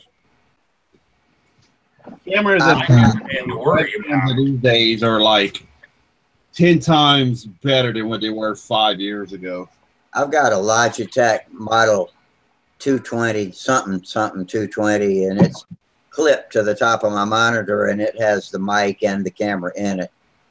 If it looks as good to y'all as it does on my end, then that's acceptable. I think it's pretty good audio and video. I think I paid about $40 for it. It might have been less than that. It was no more than that. Yeah, you see, I'm using mine on that's just built into my laptop. And if it looks to y'all like it looks to me, it'd be great. It's fine. Your audio is excellent. Video is slightly fuzzy, but still pretty clear, especially when you hold something still for us to look at and get it at the right distance that's clear. So yeah. I'm getting another camera just for streaming purposes. Yeah. Do y'all ever go back and look at these after we do them? Every now and then. Yeah, I sometimes have to watch it on the Saturday one. Your Friday night one comes on our Saturday afternoon, and the wife wants to be out shopping and doing things, so I end up having to rewatch the Saturday one on Saturday in the evening or like this morning or something. But yeah, it's the time it turns up here in New Zealand. When we first started doing them, I'd always go back and look and see if I said anything stupid, but I don't worry too much about that anymore. I get a little dumber every day. I just got to accept that. Yeah. Yeah, I'm noticing that too. What? No, not you, me. Especially when it comes to anything with math. Yeah, it gets harder as you get older, especially trying to do a good pattern or something. You realise, yep, I'm getting older. It's not as easy as it used to be. Yeah. I can hardly walk now going across the room. I have to grab furniture to make sure I'm up. Once I get on a roll, I can go out like in a field, you know, and once I get moving, I can motor along pretty good, but those first few steps are always a bitch. I grunt and groan, climb out of the chair and hold on the furniture, and then once I get my pace up, I can go bang, bang, bang, bang. And out in the shop, working around my work table, I do pretty good too. Hopefully flying I will. I hadn't tested it in a couple of weeks. I almost fell down one time. First time I flew my twister out after fixing the wing all winter. I went out and almost fell out exiting the Clover. I can't remember if it was the overhead eights or the Clover, but doing the wing over out of the maneuver, I just started stumbling, and I must have stumbled 20 yards away from the circle before I finally was able to plant my feet and level that plane off. And actually, I greased a pretty good landing. That scared the crap out of me, but I hate that. I do not want that happening at the contest. No. Especially moving around. That's a hazard to onlookers and observers if you start wandering 50 yards trying to stand up. You just got to have the alertness to holler out, heads up, everybody out of control. I was watching one of Wendy's videos of Nats, I think from 2006. I forget which take, 6 or 7. One of the guys, I think he just finished the Clover and he busted his ass, but he was flying in the rain. But he's on his back and he's on his knees flying. He gets up, he falls down again. He's still going and got it, landed it, no problems. Yeah. I always imagine I could fly lazy eights on my knees if I had to, or even on my back. But I don't know if that's really true, and I'm not going to try to find it. I've done it. You can, yeah. I've done that, yeah. I always feel fly very so much conscious. better. I always fly so much better inside of my head than I do out at the field. Yeah, When you're we all desperate. got that one. The lines don't go slack as much inside of my head. Nope. That's it, man. Don't get dizzy either. Anywho, I gotta hit the hay, so you guys have a good night. You too. All right. Daryl, Hey, nice videos. Oh, Nice thank you. videos. Yes, sir. I gotta stick another one. I did some videos on my Francer Eyes Twister the other day, so I have to Oh, very good. Yeah. get that done up. But again, it's nothing fancy. It's all good, man. I enjoy your videos. I enjoy all of them. Oh, thanks. But yours most recently and the blue airplane. The blue one is I did 2 real good flights, and that damn camera crapped out. I just Oh yeah. Hate it when that Yeah, happens. it's like, I got not even talk about it. He's just gonna call me a liar.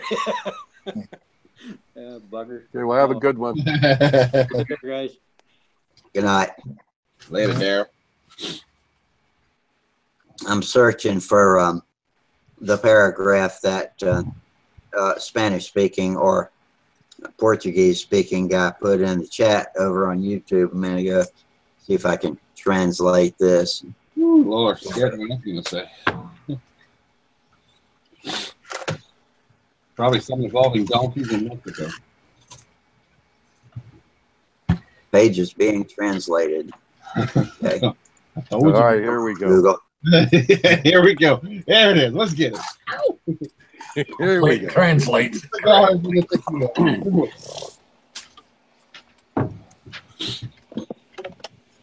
I'm about to do something stupid. I'm almost done freaking masking this plane off. I'm going to go outside in the dark and spray black on a white plane.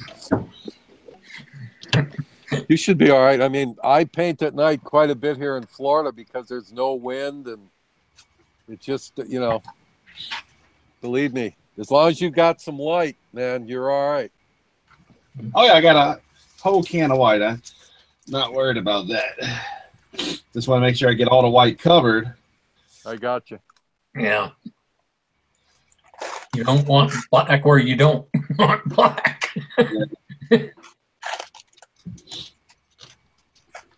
Oh, well, let's see. I shouldn't read it because it's spam, but it's more of just a quip. Nothing exciting or new we're going to learn then in Spanish. You mean sort of like there was a young man from Boston? A limerick. Yeah, whatever. I'm teasing. For a haiku. It was No, haikus are 5-5. out of town, and I threw her down like a cow. There you go. All right, you remember songs from your What's full of childhood, things. I like, woke up the next day with herpes. you remember songs from our childhood, like Great Green Gobs of Grimy Goosey Gopher Guts, Little Oh, sure. Dirty, Oh, you know, when you sing that, it reminds me of Caddyshack. Two big eyeballs floating down a bloody street. I forgot my spoon. Or she was coming round the mountain heading 90 when the chain on her motorcycle broke. She was found in the grass with a muffler up her ass, and her tits were playing Dixie on the spokes. I love it. Well, I didn't hear that one.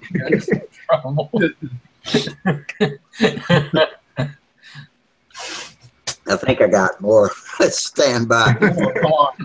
If one pops into my head, maybe I'll come up with it. South Carolina people. Oh Lord, I hear my offspring screaming.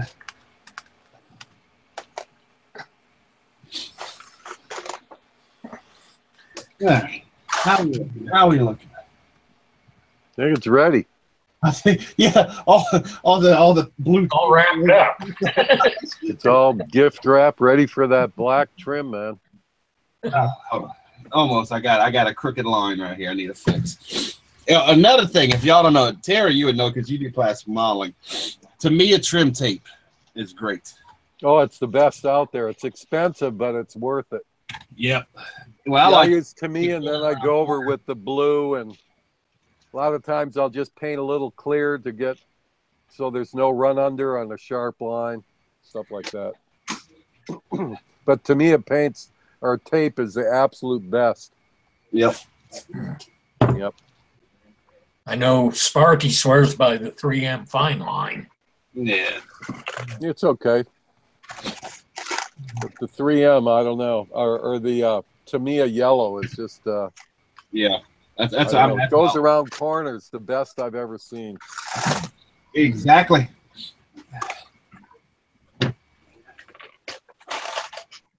Oh, I remember another one. Uh-oh. Comet, it makes your teeth so clean. Comet, it makes your mouth turn green. Comet, it makes you vomit, so brush with Comet and vomit today. That's what I remember.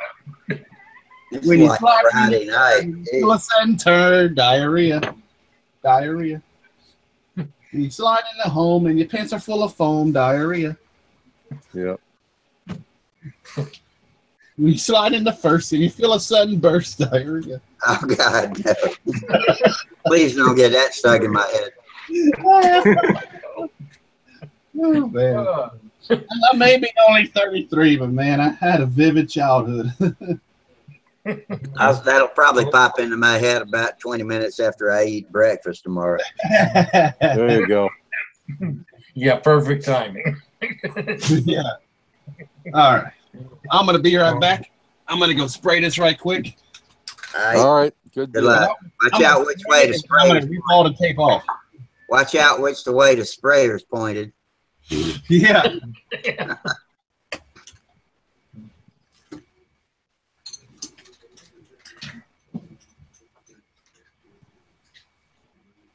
I might just go and check on my boys and see that they aren't burning the house down or anything.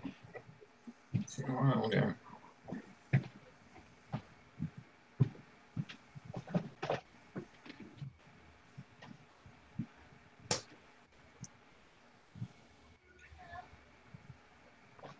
No Tom tonight. Yes. Yeah, Monday Oh, night. it's nice. It's nice and relaxing. Kind of like it was Friday night if you tuned in about 3 minutes ago. So Yeah.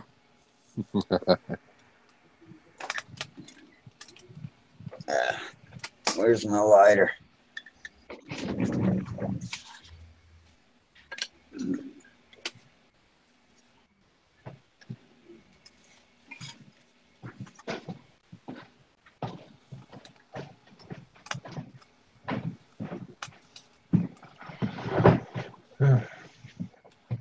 Carol, how are your guys?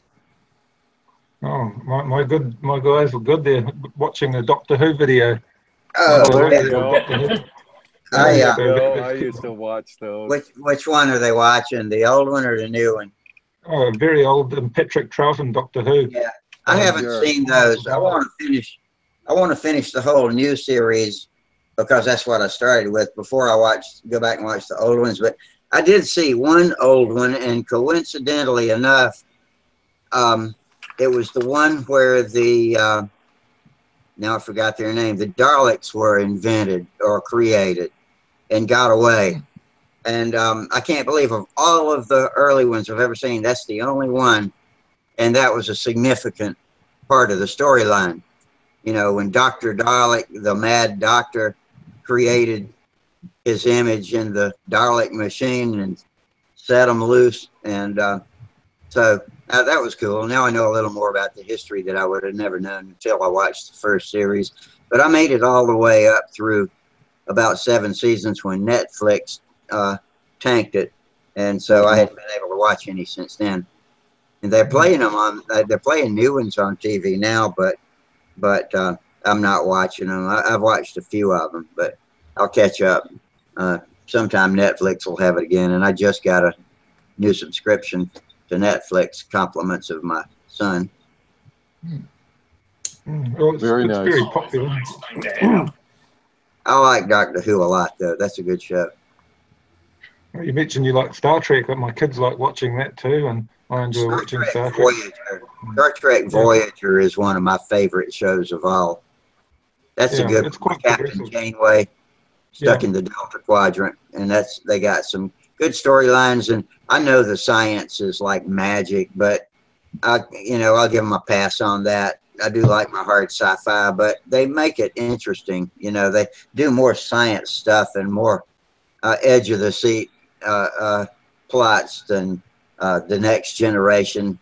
Go back and watch that, and it's almost painful. It's such a dull show. Oh, I hate it. So politically correct. Once Gene Roddenberry died, I hate to say it, but I It think all ended. Ford showed up and things got really interesting. So My wife likes the original Star Trek. She likes William Shatner. And oh yeah. Yeah, me too. Always. I ain't gonna lie. Like Growing up, Andy I wasn't Griffith a- reruns now. You got, those are all close to the The heart. original with the ultimate overactor in them. Yeah. It only lasted a short time. What, 2 or 3 seasons maybe? yeah, three seasons. Yeah. You know, growing up, I did not like Star Trek at all. Who? I just couldn't get into it at all. Oh, really? But whenever when they remade it with the 2 movies that came out, Yeah. I loved it. 3 movies. You know, another one of my favorite serious sci-fi series was the new, and the old, but especially the new Battlestar Galactica. I thought that was a great story. I mainlined it on Netflix, one right after the other, through the whole series in about a month or so, and that was really good story. Are y'all familiar with Battlestar Oh Galactica? yeah. Oh yeah. I'm familiar with the original.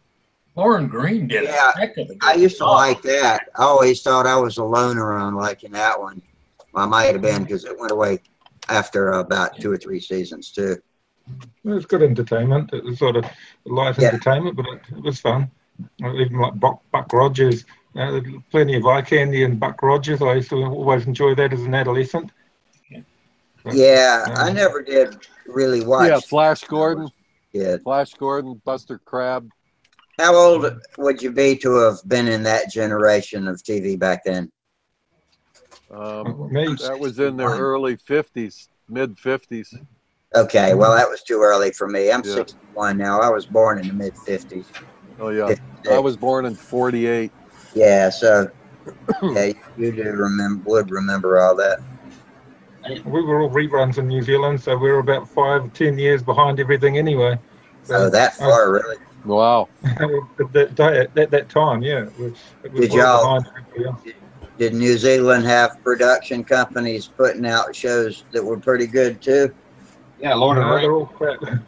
Oh, some of it was good, but the best stuff we got was really what came in from the States. I like watching Bonanza and Star Trek and some of those shows from the 60s because they're the ones I could first remember. Oh yeah. Yeah. But we got a lot of the BBC stuff, BBC comedy, things like the Two Ronnies that my kids love, a lot of that stuff from the 70s.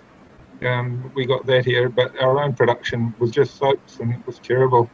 And the best I think that we really did here in New Zealand were a few music shows for the young kids, but a lot of that's gone now. Now we don't actually use TV as such. We just rely on the internet for everything. Yeah. With the digital TV, it's just might as well just use the internet anyway. Yep. But,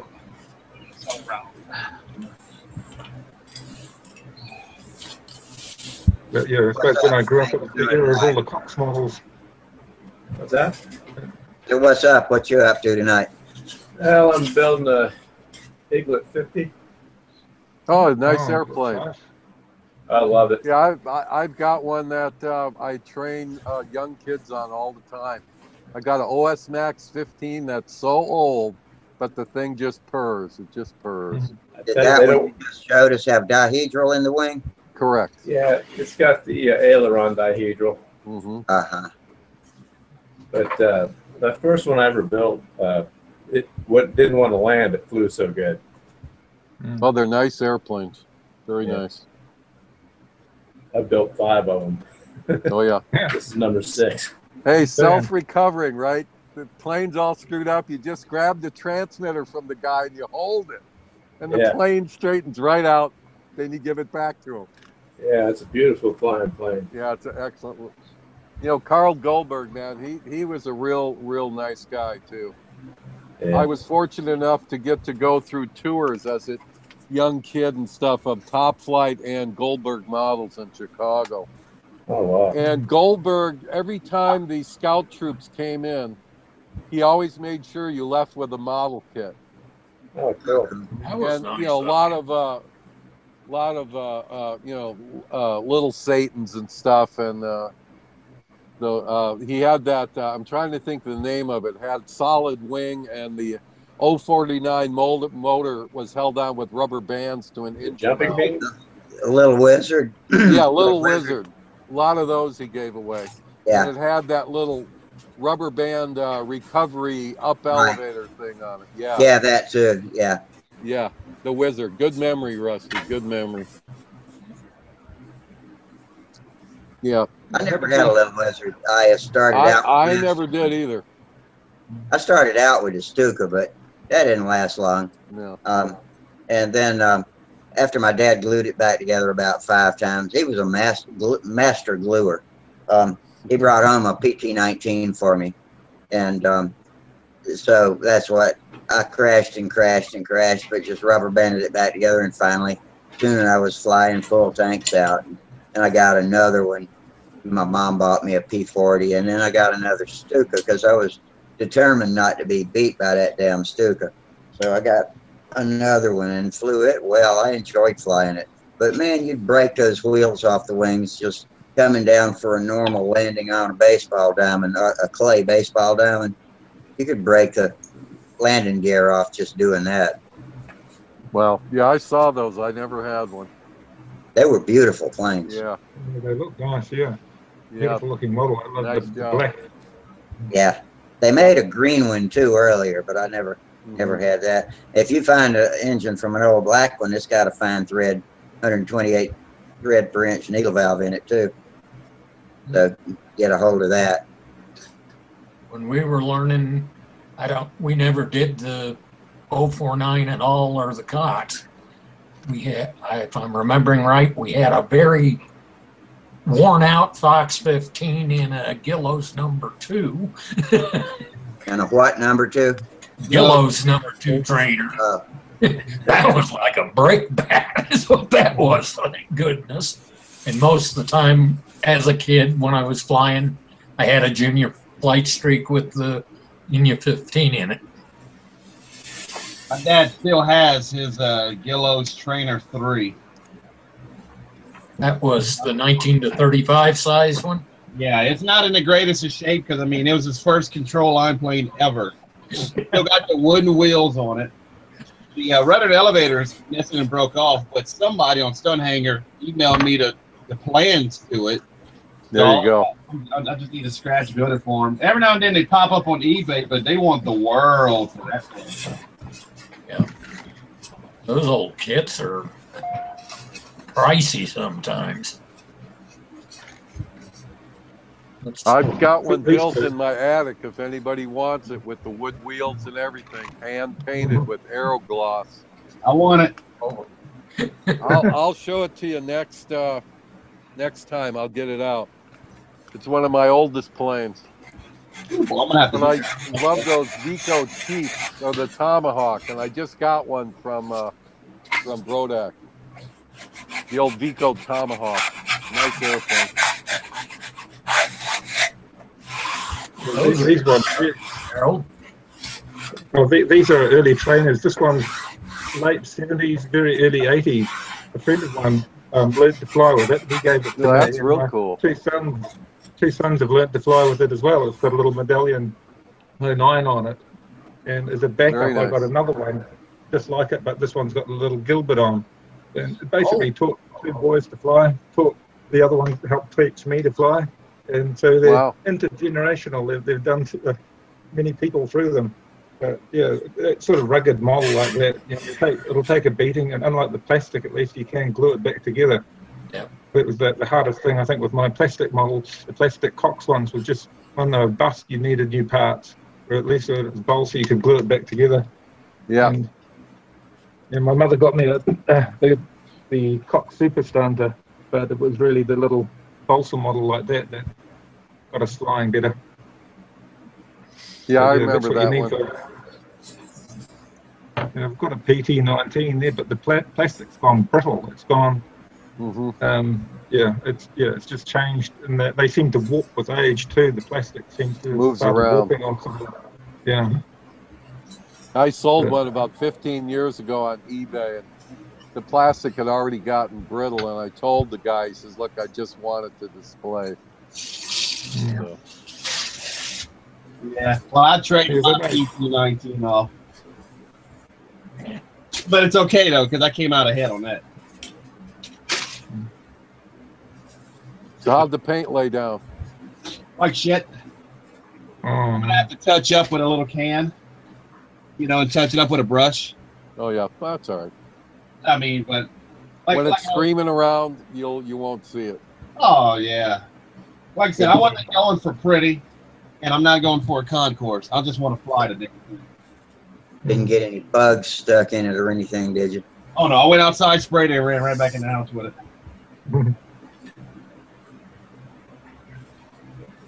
When I paint my gas RC boats, well, I'll show you guys. I'll go over to that end of the garage next week. I have these things I made out of, it's just a canopy I made out of air filters, 20 by 20 air filters. And after I paint my boat, I set this over the top of it because I leave it dry outside. And you can't believe how that really helps your finish by making sure that you're not, the air is so full of dust, man. It's, like in a paint booth, they'll mist it with water and knock everything down first, Yeah. But Right. I put this box over the stuff, and it just comes out like glass. There's just so much stuff in the air, Oh, slow drying paint makes it worse. You pick up everything. But Yeah, well, I just use a lot of the, like I spray a lot of acrylics. Like I use an epoxy primer, and then I do acrylic paint, and then I finish with a clear epoxy overcoat. And that's what you want to lay down real smooth. The otherwise, all the acrylics, I mean, it's just phenomenal. I use windshield washer fluid to clean my airbrush. It's just great, so easy. You dry in between with a hair dryer or heat gun. Just great. It's all the acrylics that are out there, man.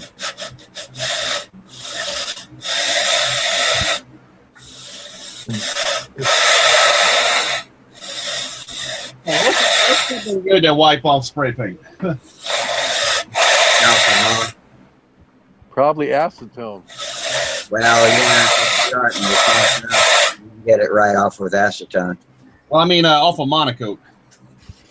Oh, acetone will get it off completely on first swipe. Sometimes it leaves a little haze that doesn't come out until you get the plane all greasy. But once the plane gets all greasy, you can't ever see the haze that acetone leaves. And it's just a minor haze too. I clean mine with acetone all the time. In fact, if I'm shooting near the wing, I don't even worry about masking it. I just clean it off with alcohol if I get to it soon enough, and it works fine. Yeah, well, I ended up grabbing a wing with my when I was wearing my little blue surgical gloves, and yeah, that's all right. It doesn't hurt a thing. It comes right off. So does permanent marker. I name my planes, did various things over their lives sometimes, and like the Cardinal was the Wind Warrior, and my old Dirty Bird Sky Ray had my other plane as a Yak 9, and I scrawl it out with a permanent marker, and it wipes right off with acetone. Boom, it's gone. If I have to put numbers on before a contest and I don't already have them stuck on, that's what I'll use, and it'll stay on there until you wipe it with solvent. Yep. all right. So in a nutshell, here it is. Oh, it looks nice. Looks very nice. Yeah, Excuse me. you got some bleed through, and I'll be goddamn. I touched the top and jacked it up. Yeah, neat graphics, very effective. It looks good. Let's see, a little bit of acetone, a little rag. Glad I got these things around.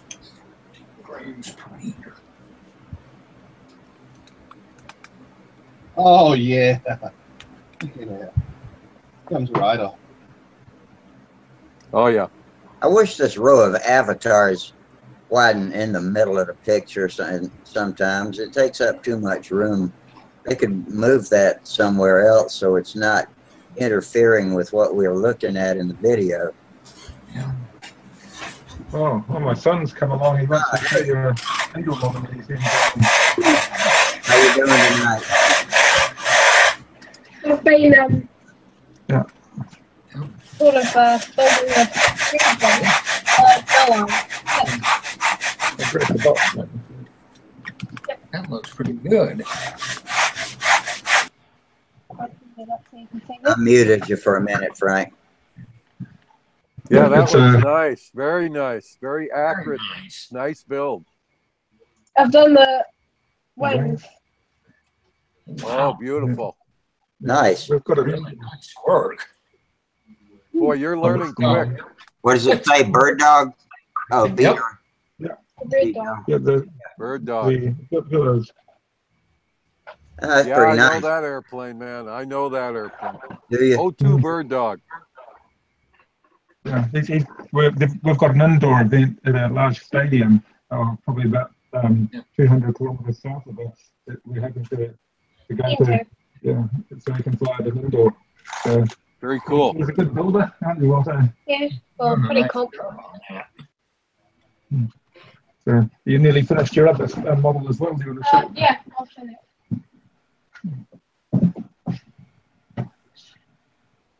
Yeah, that's Max's one. We're on. Yeah, just, Yeah, that one. Yeah, just bring that one over and show them. Yeah. Okay, so I've almost finished this one.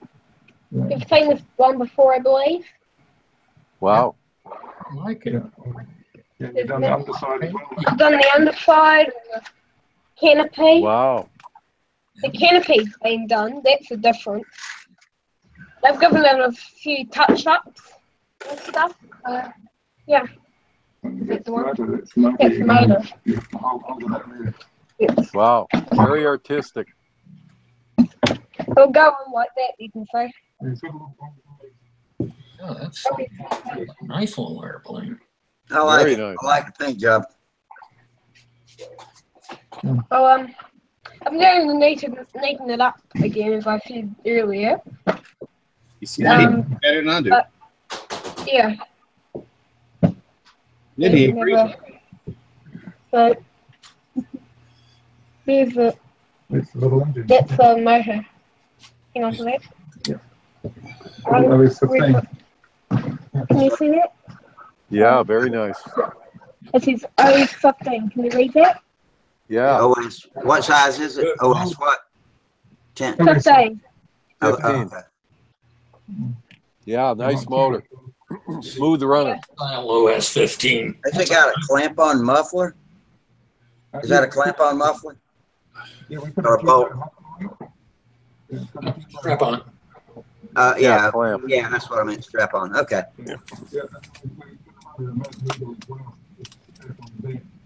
So gives them the best chance of not destroying the needle.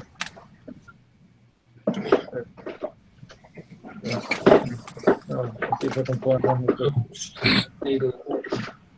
Yeah, I normally run them like needle. Yeah. Mm-hmm. Oh, yeah, I like that. Pointed back. The Norvell's point some of theirs back a little bit, but not that much.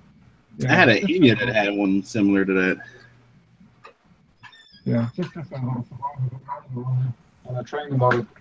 The two boys are trying to learn their stunts now. And Oh, really? Good. yeah, so maybe if they're ready, they'll be ready for our stunt contest. They might just be able to do a win over a fun and involvement with it, but it'll get them started anyway. So I had to do up the poster and start working because I'm the contest director. So hopefully we'll get a reasonable turnout and the boys will get to fly as well. But yeah, days are getting longer, so I'll try and post some videos. Hello, Charles. There he is. Hey, Charles. How you guys doing? Doing all right. All right. Gerald. Hey, Mike. Hey, Frank and Gerald and Jamie, Terry, and Russ. So how's everybody? You got everybody, everybody's needs filled for a few minutes? Yeah, I just put the kiddos to sleep. And my wife's still in the hospital. Oh, no. What happened? I don't know. She's been complaining about pain on her left side underneath her rib cage. And, so she's at the hospital. They did blood and urine, and they did a CT scan, but we got to wait for the results of that. Probably be like 45 minutes from now. So she just had it done. Is she admitted or is she at home? She's just in the emergency room right now. Okay. Wow. That's a good way to spend a whole damn day. I'll tell you what. Yeah, our emergency room here in town of Trinidad's a joke. Well, I hope everything turns out all right, Charles. God. I hope so too. Yeah, man. Same here. Yeah, so I'm just believing in God's sovereignty and that everything will be all right. I think you're going to be good. I'm going to meditate on that big time. Appreciate that. Let me turn off this light. I don't know why it's so. Yeah, you're kind of bright tonight. Send some of that light over to Michael. He could use a little. I know. He's saving power. It's like me. I sit in the dark. Dark No, Yeah, they're fairly well illuminated. I've got two separate lamps in here, but this house was built in 1906. Oh, I love it. Doesn't have much for anywhere for overhead Get you lights. some LEDs for a Wow. few watts. You can throw a beam that'll burn the paint off the walls. Yeah. I know I came in at the tail end. It's almost, well, actually it's 8:42. You guys hang on a little longer than this, right? Yes, we've been on since 9:45 Eastern time. So that'd be 6 o'clock, 6:45 your time. Right. I'm gonna turn this thing off in 15 minutes because I got to get up early in the morning. Yeah. Oh, I'm lucky. Yeah, I'm we're happy. digging a big Tomorrow's duck pond up in cool. I Canada. don't have to.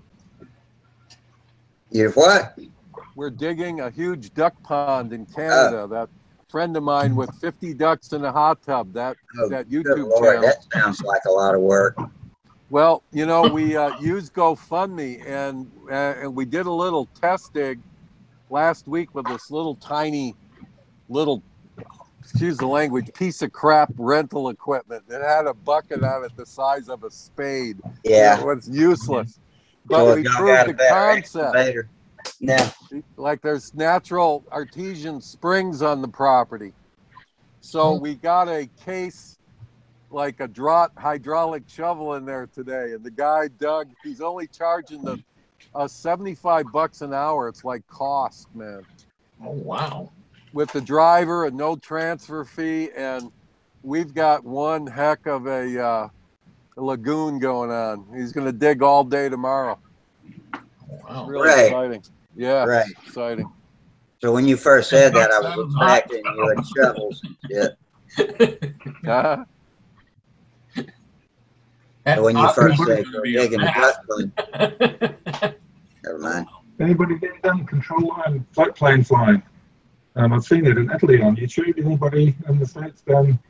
You mean the aerobatic competitions? Oh, no, I mean control line off a little lake with a little island that you can stand Oh, on. no. And fly your No, control didn't line see models that. off the water. Like around the pole or something? Yeah, well, I've seen the Italians do it where they've got like a high spot that they're standing on, and then they're flying their control line models while they're standing in this shallow water, but they're flying their control line models off the water. Very The cool. old Like Snyder ROW racers. stuff? Yeah. Yeah, that's right. Yeah, like the Schneider races. Yeah. Oh, yeah. I'm going to look Yeah, for yeah. it. My son keeps saying, you should do that, Dad. Just carve up a big circle in the paddock, and when it pulls in water, There you go. Water over winter, we can do some float planes off our own water. But yeah, I just wonder if anybody else that you know has done it. But, yeah. No, I've never seen that done. Well, That'd be cool. maybe it's, That would be kind of I cool. mean, Might have I've to flown look lots that of up. I'm sure RC there's off the some- water, but never control line on purpose.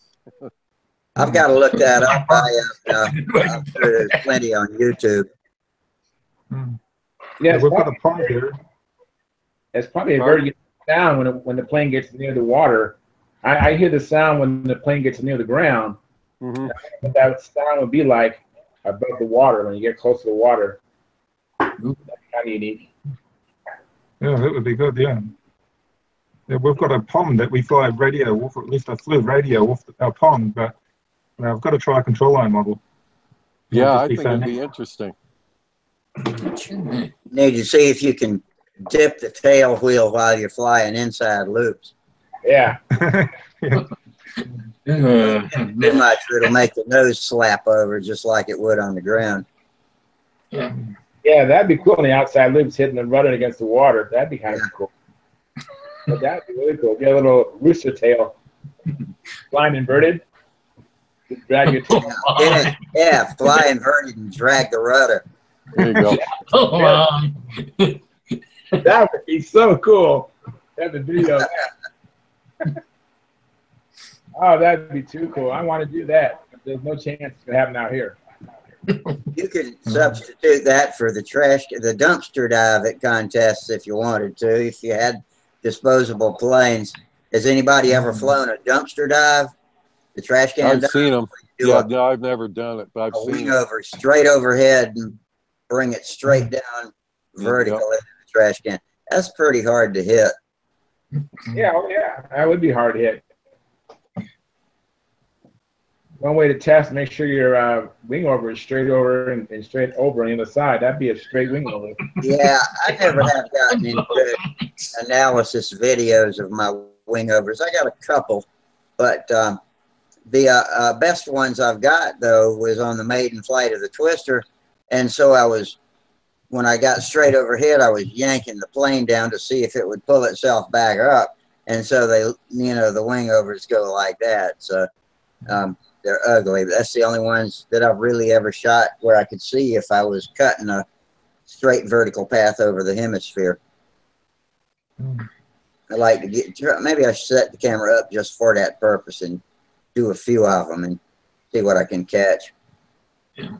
You know, when I am doing wing overs, I lay my hand down so it's sideways the whole time. That way, as I'm going across, even if I get behind or ahead of the plane, it doesn't add any input.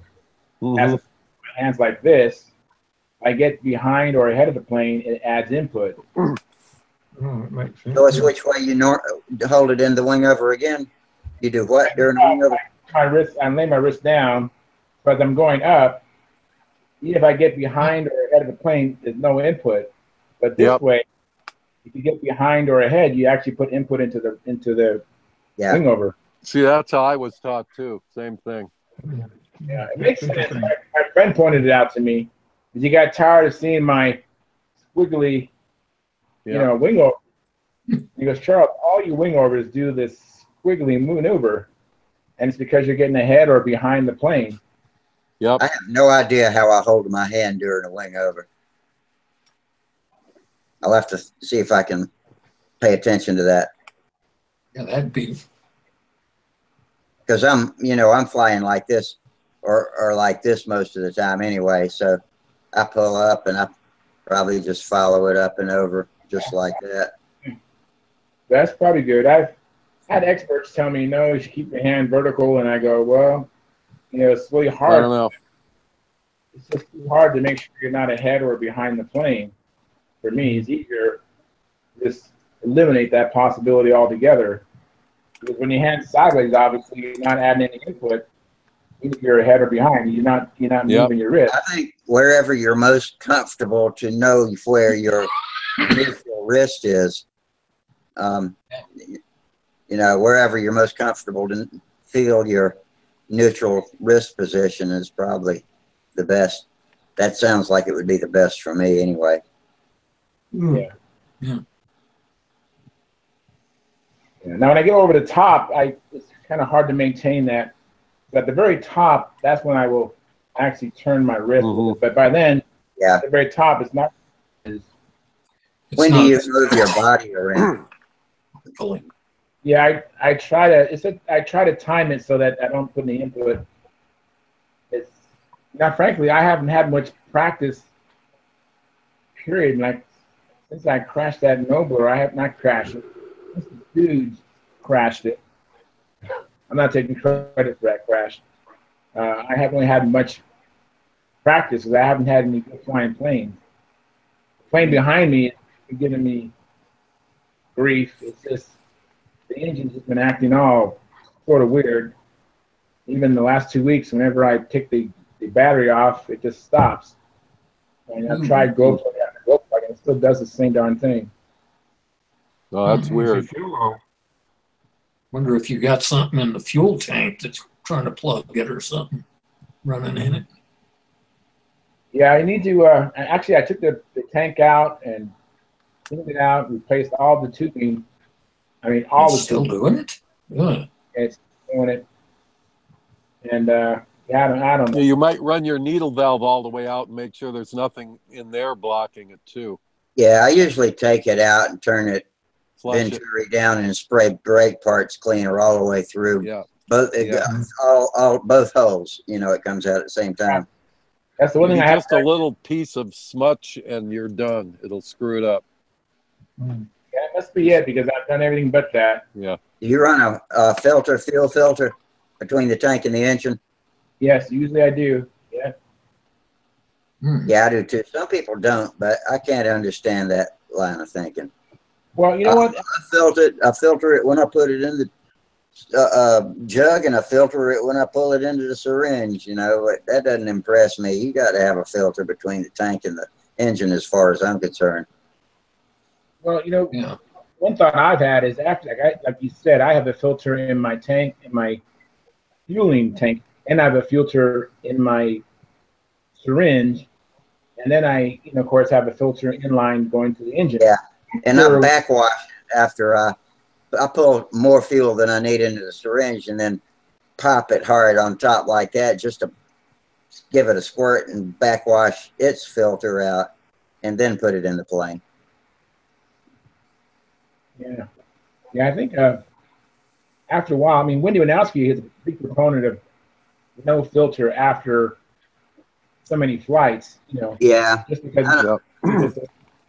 We get, if you fly off a pavement, you might get away with that for a lot longer than flying off of grass. But especially in the winter when the grass is dry and there's tiny little chips of dried grass flying in the air, I've seen it fill up crap traps before, so I know it's there. Oh, it's there. All that kind of stuff gets into the Venturi and it gets into everything. It gets on the tip of your fueling tube, and you don't necessarily see it when you put it in the tank. And so, yeah, you need a filter between the tank and the engine. I'm just can't believe anybody doesn't believe that. Yeah.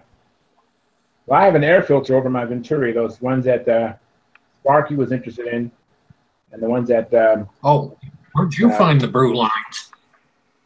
Oh, I know on one of our Google Hangouts, I mentioned the store. There's a hobby store that has a big supply of them. Oh, how much do they cost? Do you know more or less? $10. More or less the whole thing. You know, the filter plus the rubber boot is about I think $5 or $6 a piece. Really? Oh, I bought like 6 of them. This is before the Nats. And who was it who was going to hook up Sparky? Who was that? Chris Lingle. Hey, Chris? Yeah, I think. Yeah. Is that hobby shop near you? Is it convenient to you? No, it's not convenient. But next time, Whereabouts is it? And do they have a website? In California. they have a website, but it's not something they stock on their website. And matter of fact, you have to call and speak to the manager, and then he'll hook you up. I'm sure I can get one on eBay. I just hadn't tried. I've been looking. I used to have a going search on eBay, but next time we get on, I'll provide some information on that. Because the guy had plenty, and he actually I'm looking it up right now. And he has both coarse and the fine. So he has the gray filter and the green filter. Oh wow! Oh, okay. I didn't know you had choices. Yeah, the gray one's considered a coarse filter. When I finally get an airplane done, I'm flying over basically wild grass and weeds, so I definitely want an air filter on my engine. Yeah, you definitely. Yeah. Oh, I see. Horizon Hobby's got them. Oh, really? Yeah. Horizon does? Oh, it's wait. not Horizon. From 2006, excuse me. Oh, that was not valid. Let me change that and get more recent searches. Yeah, next time I'll bring it, the information. Okay.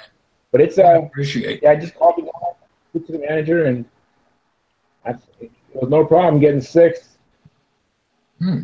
6 rubber boots and 6 filters. I think I split them up, half coarse and half fine. Yeah. That's good. Yeah. Yeah, if I could do that, I'd want to do that with all my engines flying over the stuff I'm going to be flying over. Because it's all weeds.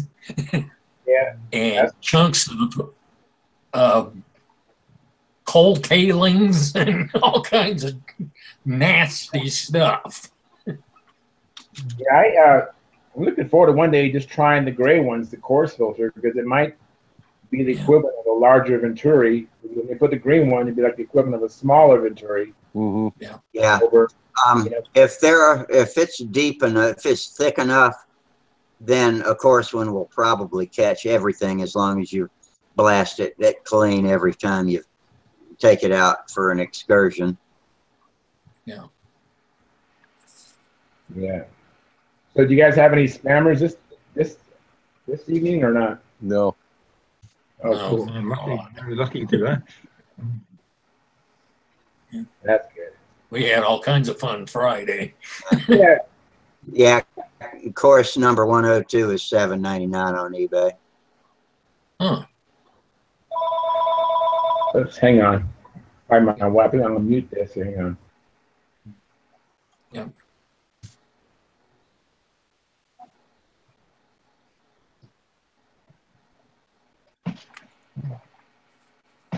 Anybody use the Sullivan filters? I used to get little clear Sullivan filters that had 2 layers of mesh. Have you seen those around still, or are they Air filters or fuel filters? Yeah, the little fuel air filter. filters. Like I used them on our on my son's little RC cars, but I haven't seen them for a few years. Yeah, a lot of the stuff seems to be getting hard to get now. Yeah. Rusty, who is it on eBay that has those? Right now, but my browser's acting really strange.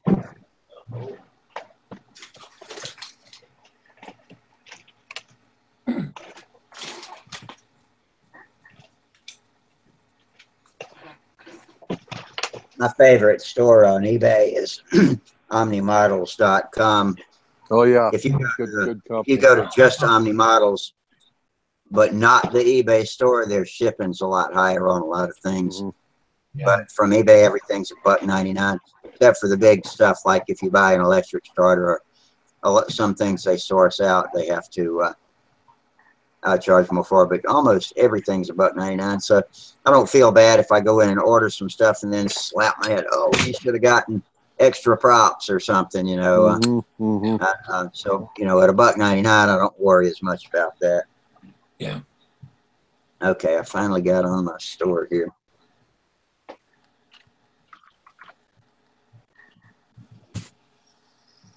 So Charles, I'm putting the 61 Avistar in the Oriental instead of the Cardinal. My wife got me the Cardinal for Christmas, and I was going to kit bash it a little bit, and she said, "Oh, aren't you going to put that pretty blue motor in it?" So I'm going to just build it with the 46 LA. So I'm sticking the 61 in this profile Oriental. I think I shot you the picture of the drawing I did. Yeah. I don't know if you saw it because of your wife's illness.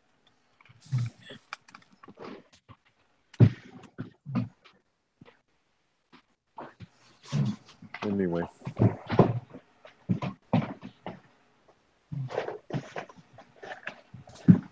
There. Wow, a green box. Green box.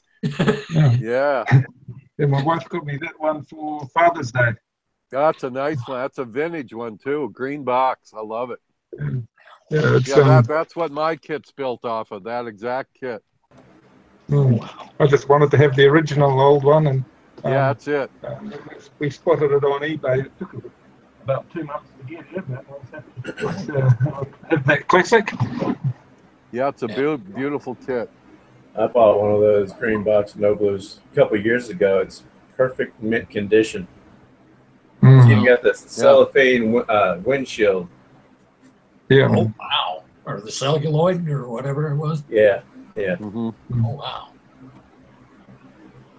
Yeah, sort of reluctant to build it now that I look how tidy it is inside, but at the same time, no, it's a joy to build. It's a joy. Build it. Yeah, some of these Brewline filters are $1.39 with no shipping, and buy it now. So Wow. Yeah. I think I'll do that. I got to make sure I'm looking at the right one. It says it's for an RC car. That ought to be fine. Yeah. I don't know. Do you guys remember the Lou Andrews line of kits? The Aeromaster, the biplane. He had the Trainer Master, the Sport Master. He was like a independent kit builder around the 50s and 60s. Lou Andrews. Anybody remember that? It was all RC stuff, though. No, I don't. No. Not particularly. Isn't Lou Andrews who designed the Barnstormer? Correct. same guy. Yeah. So he was connected with Gillows later then, probably. Well, Early. he was with them, I think, in the beginning, and he did a lot of their jig and router cutting things and their bandsaw, automated bandsaw cuttings. And then he went off on his own, and he produced some beautiful kits. I've been sitting on a couple, and after this hurricane just scared me of losing some of my stuff. Yeah. I sat down. I don't know. I'm sort of a buildaholic. I sat down the other day, and I was going to go ahead and cut holes in the wings for my wing jig and stuff, but the way he had it self-jigging, I've got the plane all framed out. It took me about 7 hours total because I logged my time. The thing just went together perfect. He has this thing called box lock construction. Just amazing. And I built the Aeromaster 2 with the double tapered wings on the top. I mean, both wings are reflexed back like an F-86 wing. It's a biplane, 60 powered biplane. But I'm not using any more.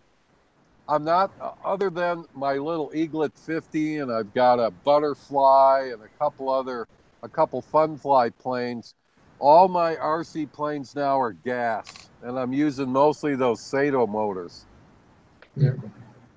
I really love them. And, you know, I built one of those, SIG has the company now. It's the Alien Aircraft. The guy used to be out of Vero Beach here in Florida, but he got ill and sold it all to SIG. And they have the Alien Aircraft models. And they're making a copy of Lou Andrews' plane called the Aeromaster, but he spells it different. But I built one of those, and I used that. They say you can use 11 cc gas on it, but Sato came out with a 17 built on the 11 cc motor. So I put that in, and the thing flew like unbelievable. In fact, the third day at the field, I had one of our, you know, I live in an area of considerable wealth, and a man comes up and says, "I want that plane." I mean, he wrote me a check. I gave him my flight box. I gave him everything. Wow. My wife says, "Are all your little tools in there?" I said, "Well, everything's good. Everything's good." Life is good. Wow. Listen. That must have been some check. Listen, it happens to me quite a bit, and it just I don't know. And the man had flown RC, but not for like 15 years, and he just came to Florida. He retired now. He's living at the golf course community, comes by our field, and wow, he just wanted that immediate gratification. He wanted that airplane on bad. And you know, I saw an advertisement for RC communities down in Florida. Oh yeah, that's a great place. It's up where my wife actually inherited a small house from her parents. It's up north of Orlando. When I go fly with Bob Zambelli, he lives at Palmetto Air Plantation, and that's full size, but every house has its own hangar. Oh, I'm familiar with it. He's got 2 planes and an Alpha and a Ferrari in his garage in his hangar. Very nice. But he's got a nice little vacant lot across the street to fly in too. Hey, Charles. That's cool. Good news, I hope. What? Good news, I hope. Well, they didn't find anything wrong and want to release her. And my wife is saying that something's not right.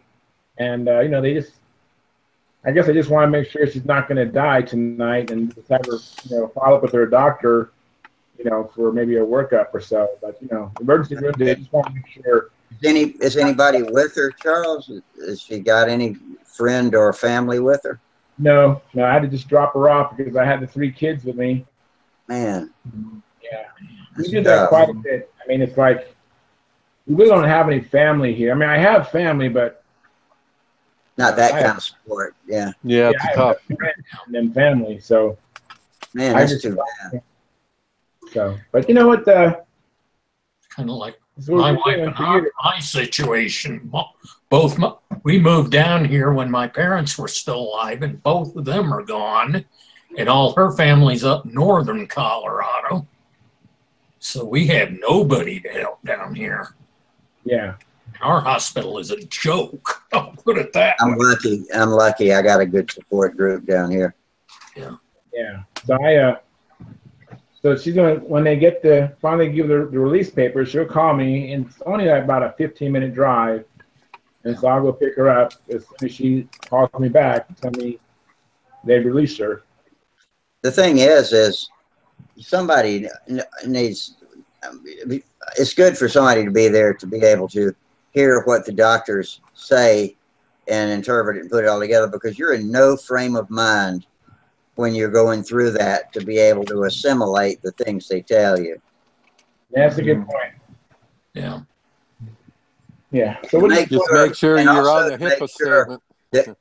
and also to make sure that every doctor knows what the other doctor has said and done. Said it. And I know they're supposed to have it on paper, but those fuckers don't communicate if you don't almost get them by the collars and make them talk to each other, you know.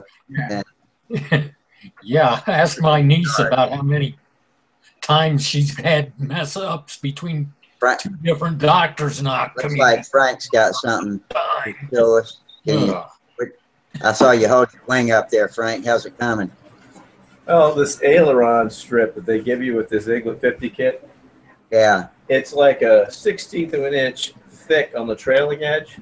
So I've been spending the past half hour sanding it flush with the trailing edge of the wing. So now it's perfect. Very good. Have you got tape? Did you put tape over the ribs or anything to keep from sanding on them? No, I was just being careful. It didn't get into them. Yeah. Do you own a razor plane?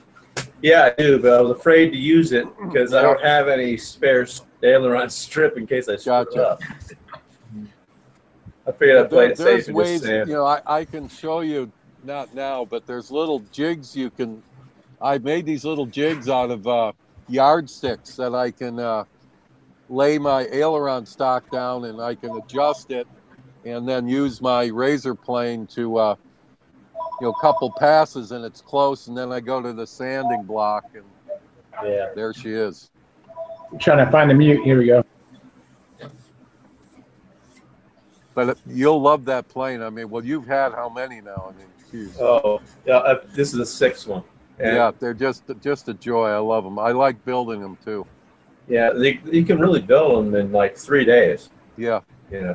I've just been taking my time on this one. I'll see you next time. All right, I'll see you. All right. Good luck. Charles, talk to you. Charles. All right, man. Yeah, Good luck. hope it goes well. Bye. Charles. Well, I think it's time to wrap it up because I got to get up early in the morning. And All right. Yeah. but anyway, appreciate everybody. Y'all have a y'all. good evening, and we'll see you on Friday.